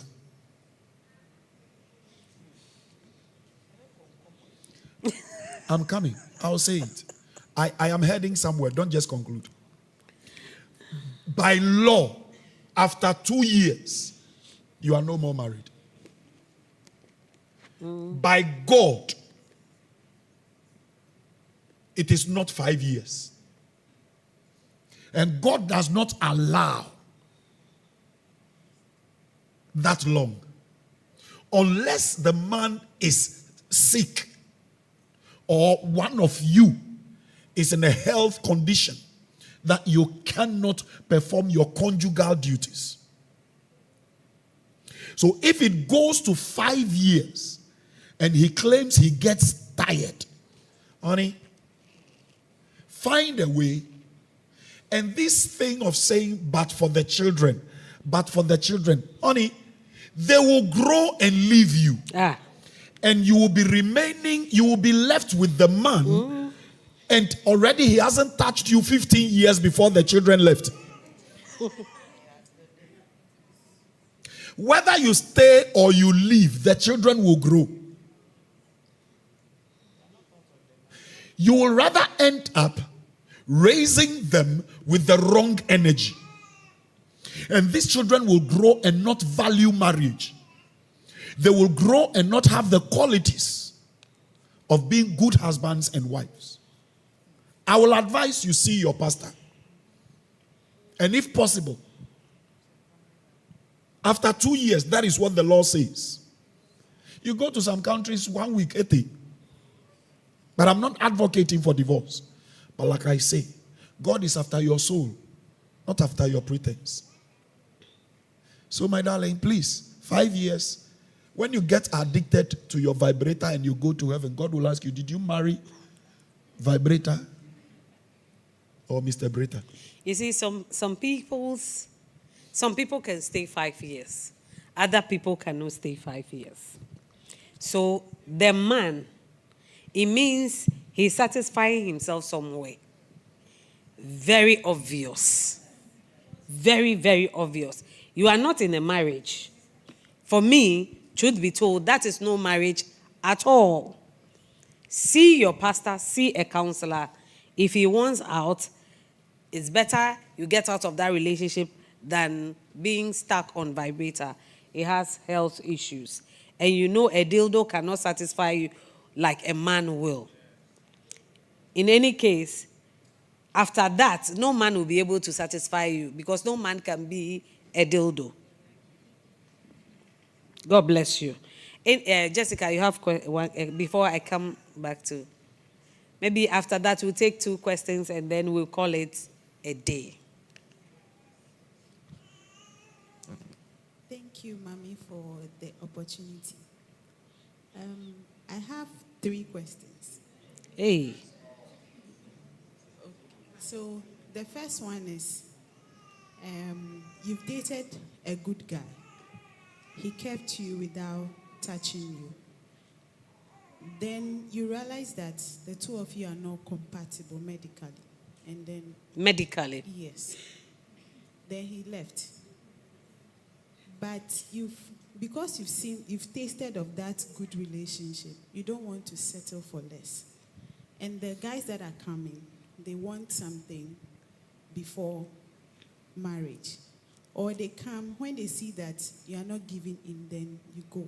Is it wrong to still maintain that good taste that you have and wait to expect it? And then my second question is, okay, some of us have grown in, or we grew from homes where we don't see our parents together. We don't see love. We don't know how a wife must behave towards a husband. With this, how would a girl child be able to be a good wife in the home? Okay. And then my third question is, we youth of today, the Bible says that we should stay away from sex. But then most youth of today, we masturbate to satisfy ourselves. And it doesn't make you feel for a man. And you feel that when you do that, you are okay, you don't need a man. With all this, what do we do? Thank you. Okay. The first question, I believe that stick by your principles. Stick by your principles. I said earlier on that I got to a point, I said, I'm not sleeping with anybody until somebody marries me. And I start with that. I will interrupt.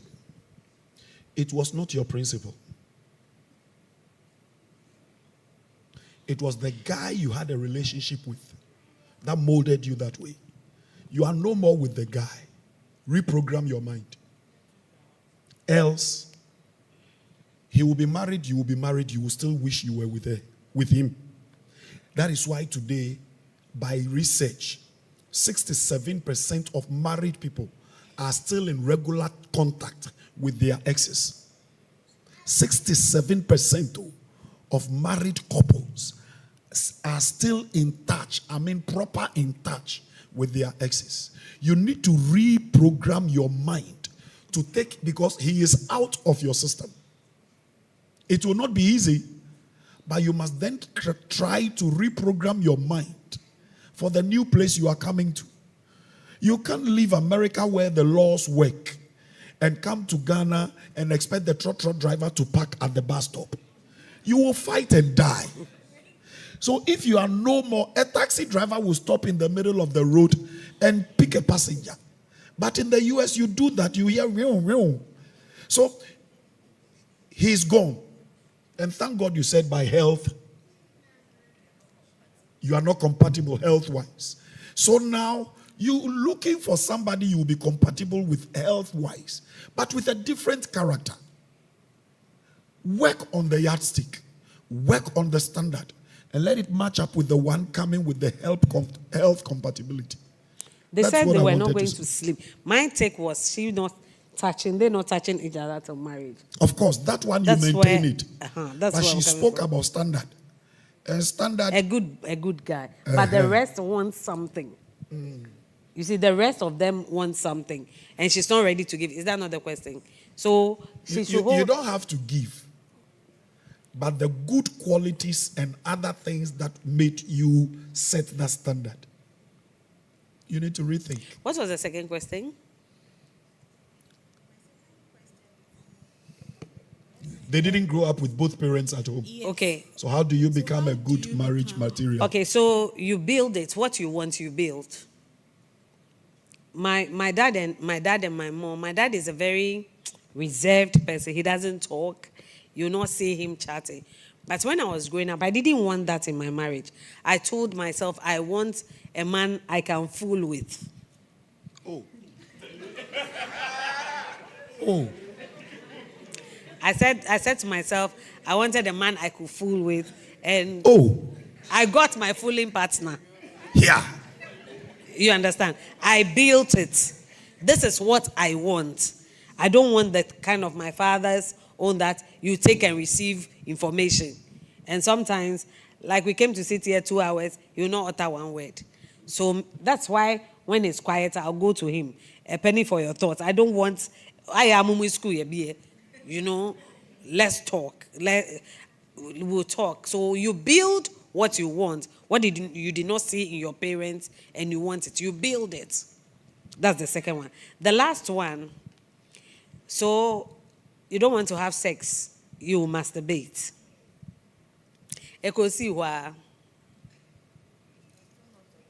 It's still not good. When you start masturbating, when you go into marriage, I know married people who have vibrators in their bags. Even after sleeping with their husbands, they are not satisfied. They will enter one closet and go and satisfy themselves. So you need to build it here, psychologically. Masturbation is not good. You will never be satisfied. It's not like you having sex with somebody. You don't need to get into that. And it's very, very, very addictive. No man will be able to satisfy you because you know how to satisfy yourself. So for me, I think that you should build yourself to the point of saying, Lord, help me. Let me be able to stay until that right man or that right woman comes and I marry at the end of the day. Nothing replaces the word of God. So don't create something to replace it. Nothing can take the place of the word of God. So don't create something and say, I'm using this thing, though it is not what God said. Let me use this in replacement so I wouldn't fall into what God said. Nothing can replace the word of God. I think we have like 10 minutes to go.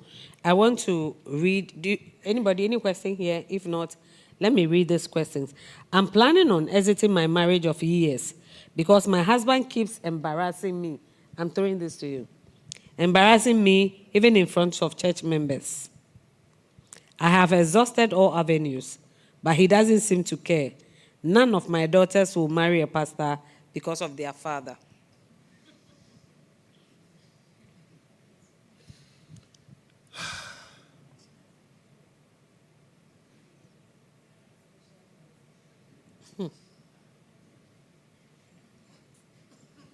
Let me say this. Sometimes, the way we were raised gives us a kind of character that we don't even know it is an embarrassment. Because you might have grown up in a home where your father is always talking to your mother anyhow. And your mother stayed. Despite the embarrassment and things, she stayed. You never saw your mom bring elders to come talk to your dad. So you are now grown. You think it is the right thing to do. And you're doing it to your wife. I have a saying. It is okay to copy, but copyright. So if you are married, a pastor, when you embarrass your wife, maybe the way he talks to her in the presence of people or what? Yes, I mean the way she's talking, as if he could insult. He could insult. Say, you are doing it to yourself. The Bible says the women are the neck. So whatever you do to her, you feel the pain in your neck. And when the neck is hurting, the head cannot turn right. So definitely you will not function properly. To you, your masculine ego, I'm the man. You think you are doing something, but you will not be going at the necessary speed. The most successful men you can find are men who normally listen to their wives. Because she's a helpmeet. And the helper must be stronger than the one who needs help. So women are stronger than men. I say it again, there is nothing you can do about it. Women, when it comes to strength in holding on to something, they are stronger than men. So say, if you want your ministry, yes, as a man, you are still your wife's baby boy. It is lack of wisdom that will let you think you are the man. Or maybe you have stopped breastfeeding. But if you are still breastfeeding, you are still a baby. So please, my darling, if you wouldn't mind, you can send us your contact in our inbox, and we can have a meeting with your husband. That's right. Break bread together. Let's sit. Let's chat. Sometimes you don't need to be talked to, but watching your friend and the wife can help you better your marriage. We fight. How do you fight? How do you heal fight. from? Even this morning, Me. we fought. I didn't fight with you. You were fighting yourself. I didn't fight with you. Did I fight with you? Even this morning. Hey. Does that mean you are not meant to be?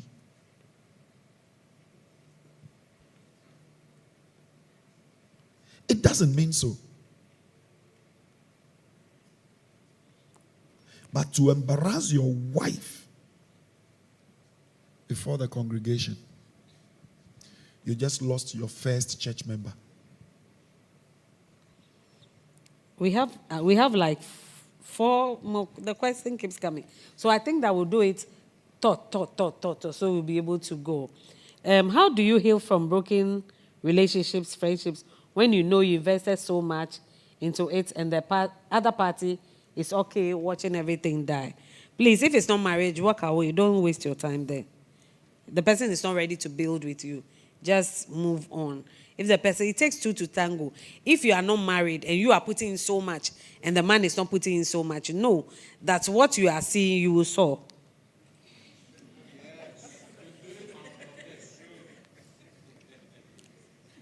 Then are you going to add up or? No, that's okay. Mommy, please, my boyfriend's words sometimes conflict with his actions.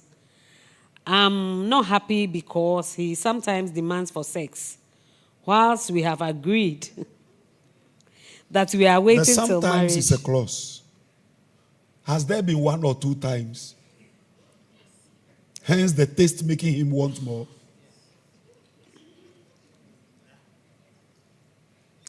Since he came into my life, my spiritual life has progressed in any way.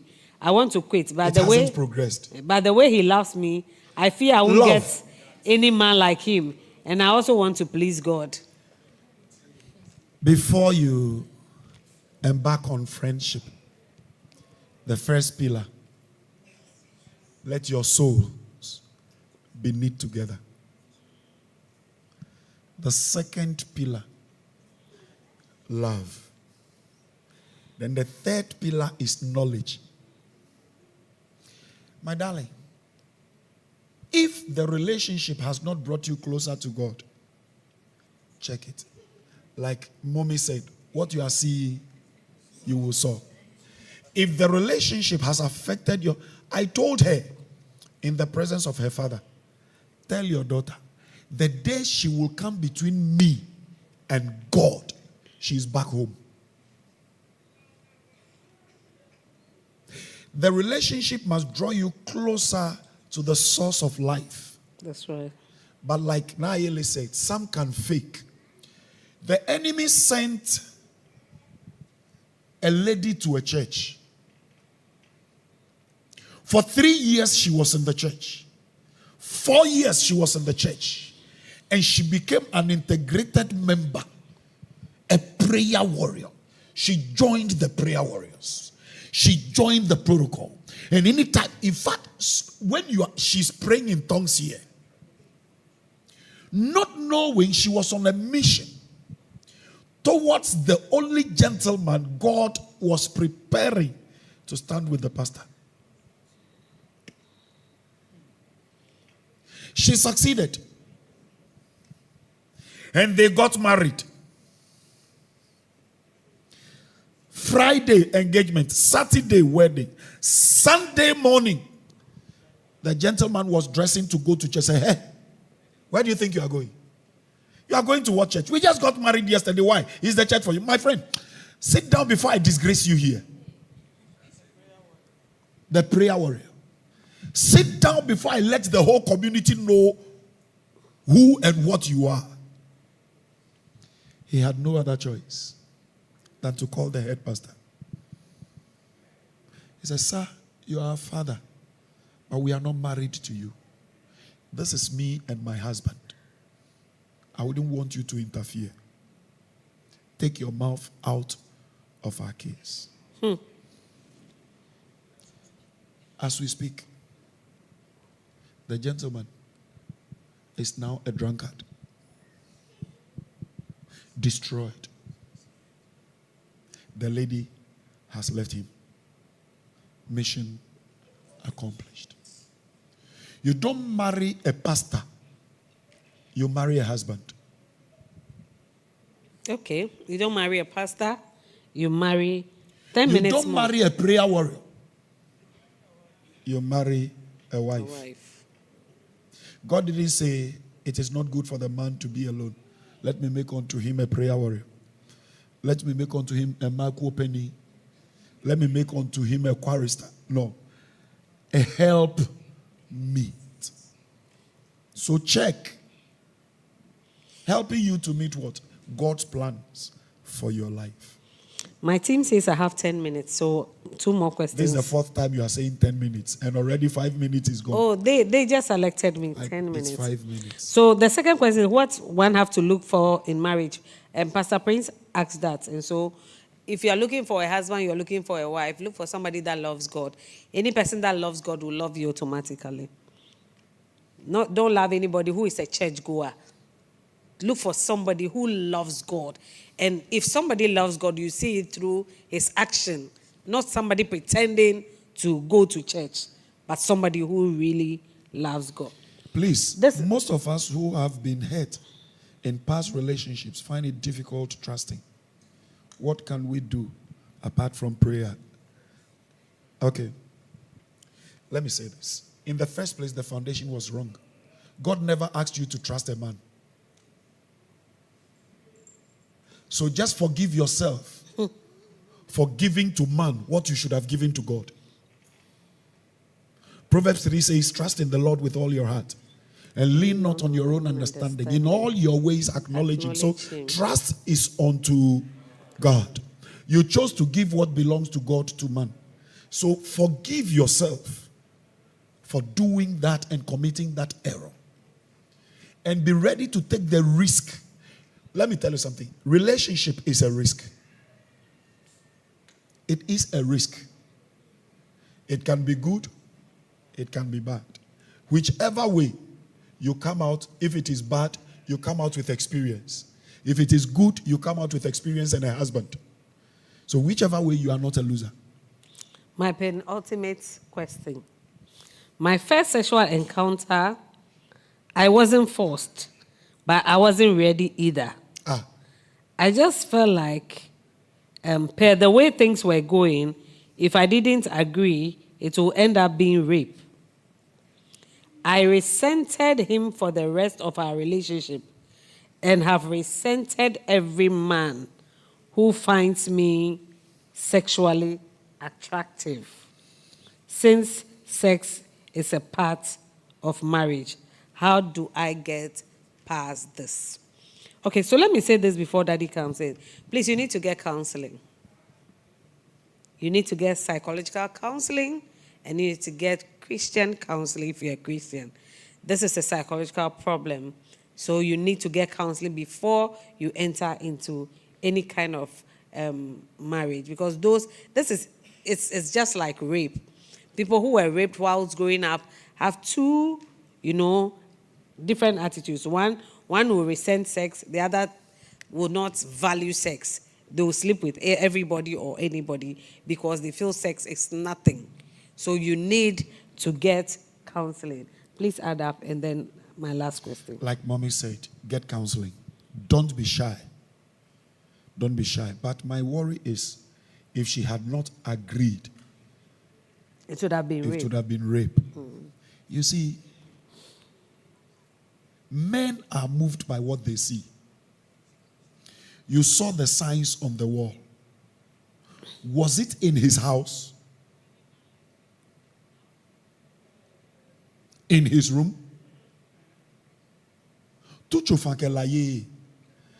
When I proposed, that one will wound you like measure. I told her, my darling, don't visit me. Because my principle, even if you come and visit me in the morning, you will sleep over. So don't come, there will be casualty. I'm telling you. So there were times I came to church and I was very sick. Abraham, can I take you? I said, take me where? I came alone, sick. I am going sick. Because I know if you dare follow me, it will be anti-malaria. Hey, questions are still coming in. So I told her, don't come. She never came to my house. So I also made sure that the night of our wedding, after the wedding, all the pressure, whatever appeared to put me in fear, I put fear in that thing. Fear is only afraid of fear. And after all, we were saved by the blood. So it couldn't stop me. Okay, so... Amen. So be bold. Set standards. It is you I want to marry. You don't need too long and unnecessary courtship. Many have done courtship and it has become a recipe for fornication. And the marriage didn't even come on. I'm telling you, if I told you last 2 months that if any man comes to propose to you, tell the man, let's go and see mommy and daddy. If he says hold on, then you should know he's a hunter. If you turn into deer. Okay, so other questions have come in. So we'll do it snappy. Okay. 1 minute, read 1 minute. The last but three.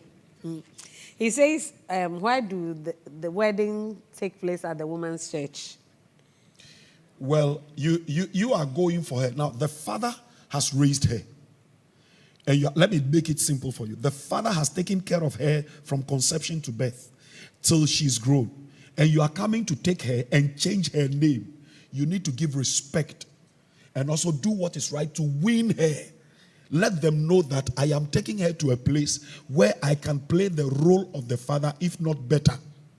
Church. 2, it is the same thing. The church is like the family of the woman. Okay. So, but I have a challenge that I'll be asking the fathers. He says the woman, therefore, shall the man leave and cleave. So when you marry in my church, the woman in my church, you leave and come to my church. But not you taking the woman. You take her out of her family home. But the church, you leave. Amen. Please, they say the first question I shouldn't read, but I'll read. Hi, Mommy, my boyfriend Nana Kwesi is in your church, and all he knows is dogs. I feel alone. He honestly has time for his dogs than me.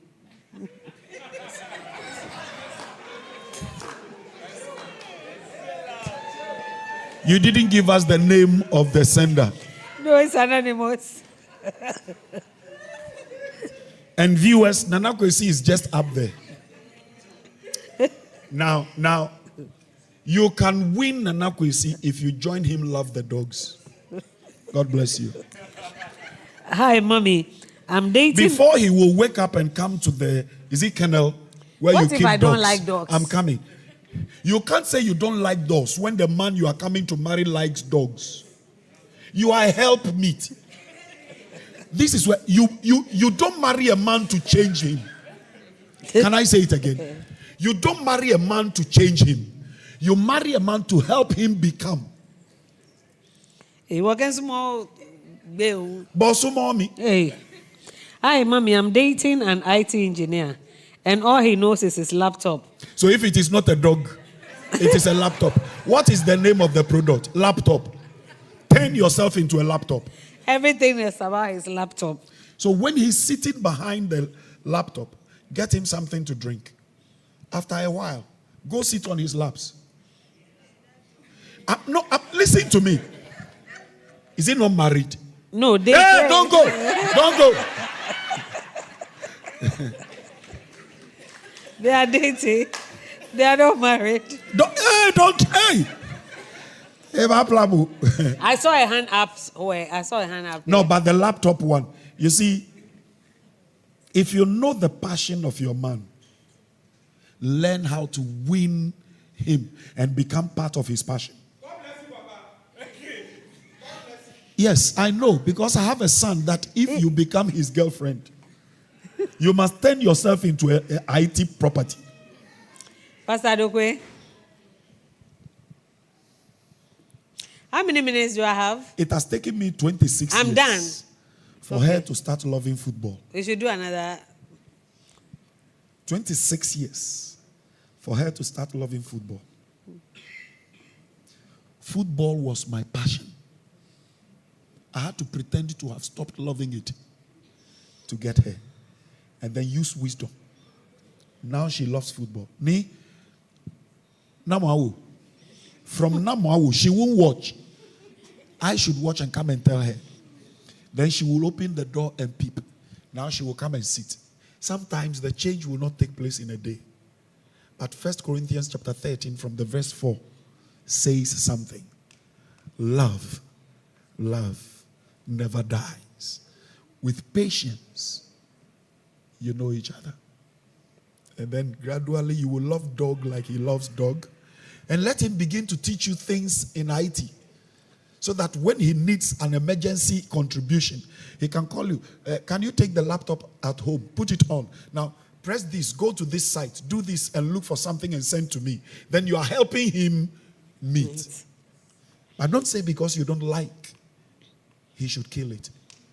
If you try to change a man, you will have a son, not a husband. Wow, we've had a very wonderful time. Pastor Adokwe, I'm sure you are going to be our last. I have a question. Yeah. Amen. Yeah. Amen. Thank you, Papa.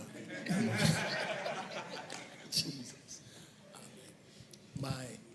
My question is on how there is something going on, and Mommy, you said it earlier on. A friend put it on his status about a woman, a counselor that came to GTV on set. She was a guest, and she said something like you said earlier on, to know that the man will be good for you before you go into it, you should.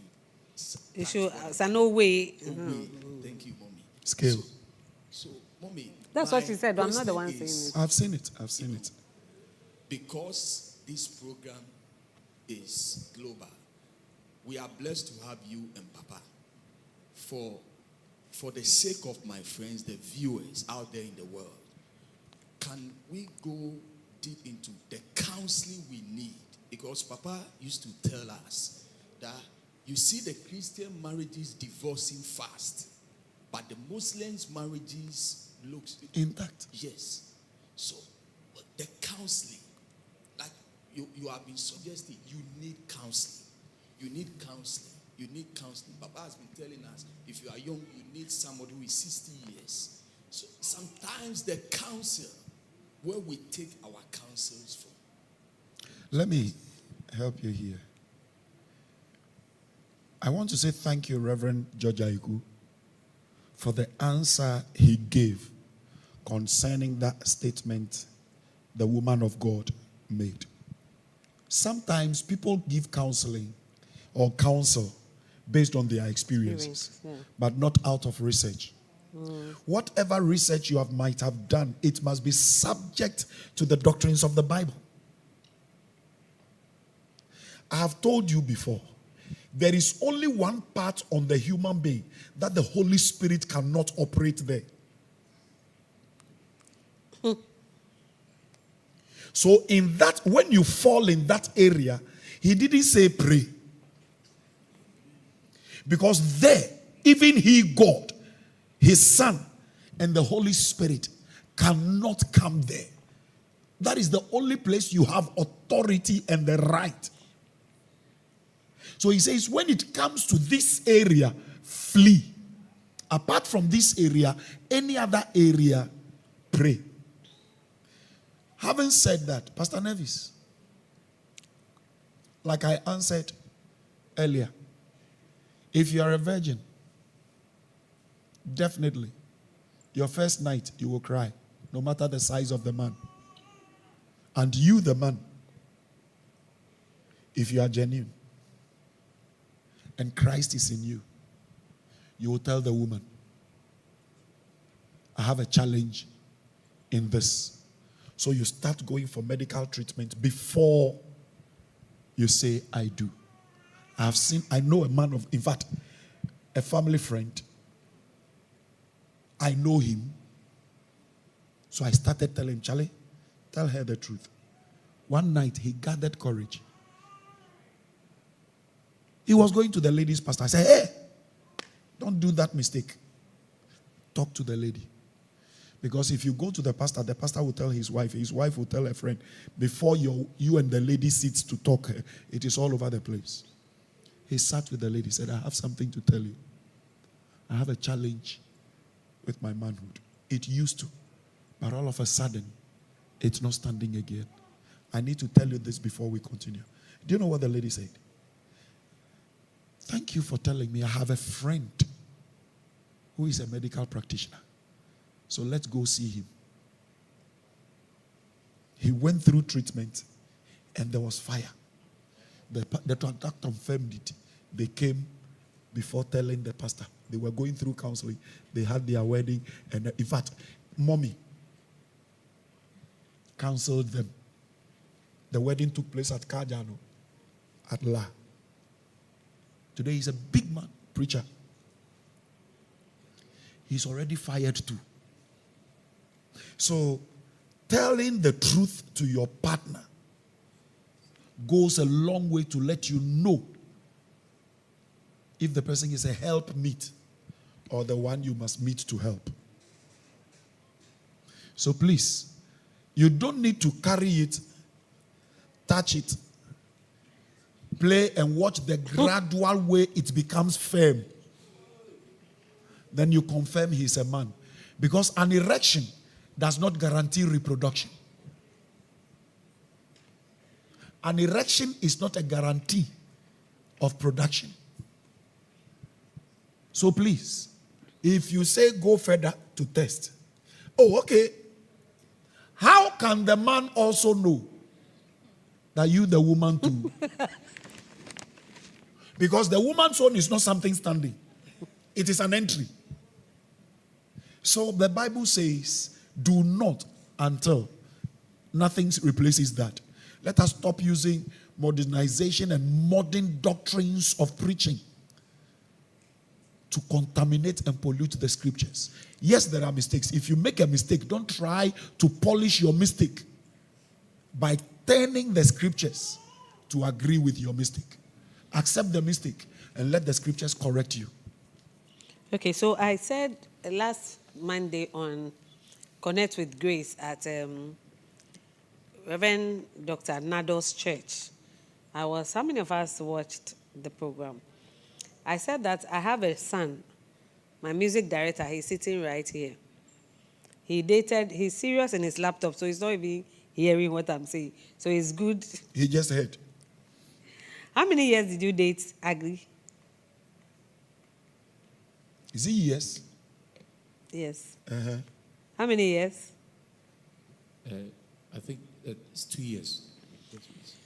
2 years. Agri did not weigh his manhood to see Well, if boy, it's Andy. working.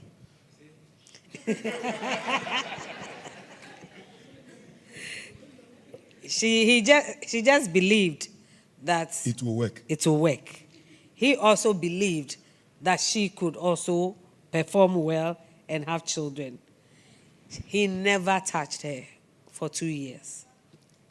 Looking at his muscles, looking at who he is, can you even think that he could stay 2 years dating a woman 2 years and will not touch? Agi. Agi, look at Agi, her physique. And Pastor Ima is just like Pastor Prince. They like.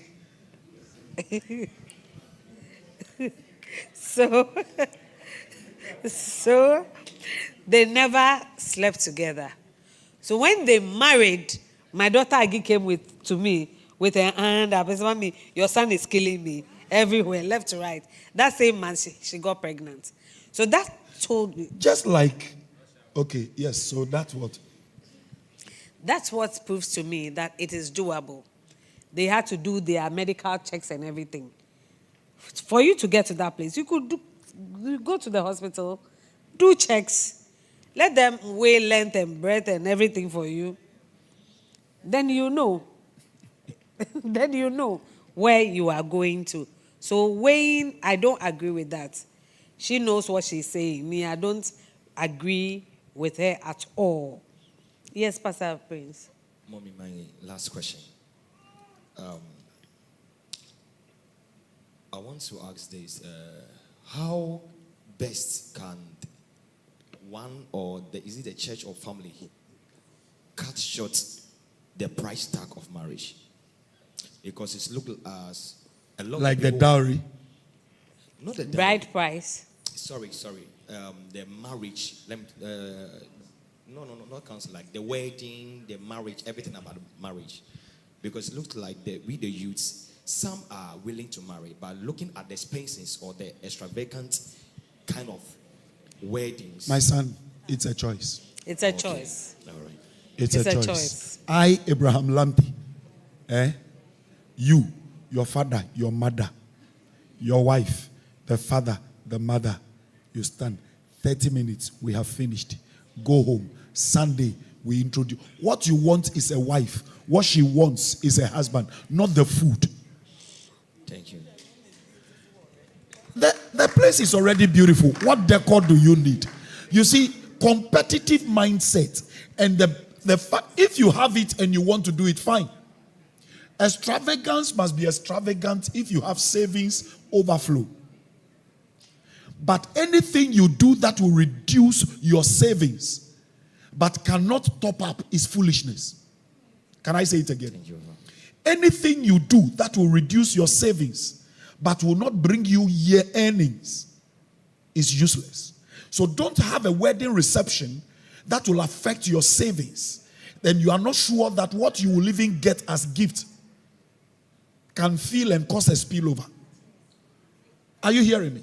There is a two sides to the first miracle Jesus performed. Don't organize a wedding and run short of wine.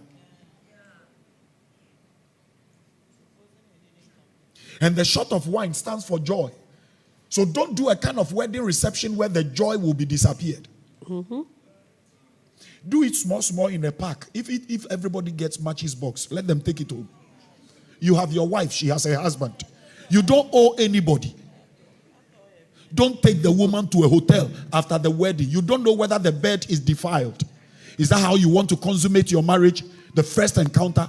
So there are so many things that goes into. Some counselors will go. So you have your honeymoon in this.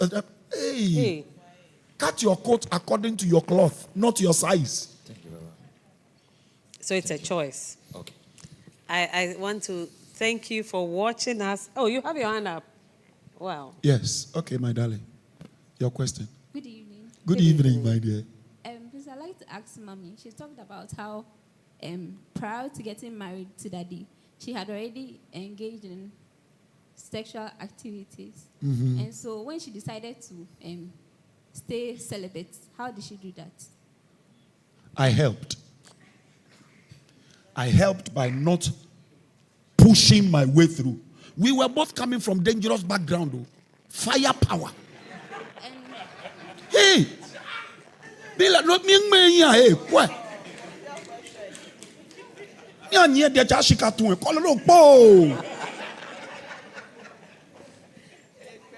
But then I also wanted to draw her closer to God because my passion is God. So before meeting, she's done her best to stay because she's taken the decision not again. And when we met, I made sure that me too, I'll show you something on that day. So I also stayed to help. But everybody and their resistance level. Every woman has a weakness and every man has his weakness. When your weakness hits you, how do you handle it? So please, over to you, Jolati. You've answered already. So that's it. Your partner must help you to achieve your aim. Some men will not help. As for men, they won't. But be resilient into what you believe. Don't bring. I will walk on rain from Achimota to Mpoase. Not even a peg. She just like, bro, it's late. Go home and go and sleep. So I put everything together. And I had to hurry to. It starts from here. You make up your mind. So like I said from the beginning, I know myself. I know when I get into something, I might not be able to stop. We'll continue and then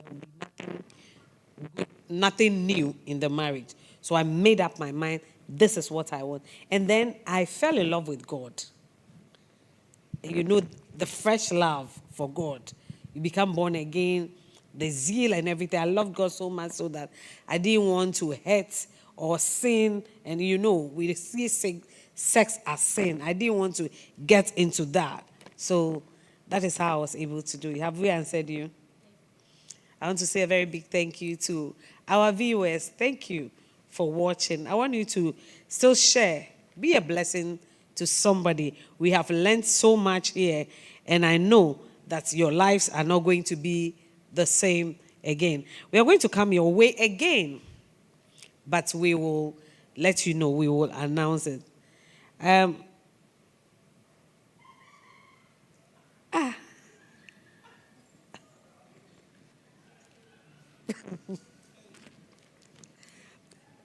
I want to say thank you for coming. God bless you. And if you have any further questions, you want anything to ask. Okay. They are screaming because of the question. Don't answer. Don't answer. I will answer them. No, don't answer. Don't answer. Don't answer. Look, all children, Don't answer. wait for us at home before we arrive. That's a nice question, to have your children feel free and ask questions out of experience. And I was ready to answer, but my host. We want to say a very big They thank were you. talking about chocolate. Oh, it's okay. Okay. We want to say a very big thank you to you watching us. God bless you. Share and let this be a blessing to somebody. If you are here, thank you for coming. We appreciate you. And if you have any further questions, maybe you didn't want to ask, you were feeling shy. If we close, stay back. Ask me personally. I'll answer. God bless you. And thank you, my team.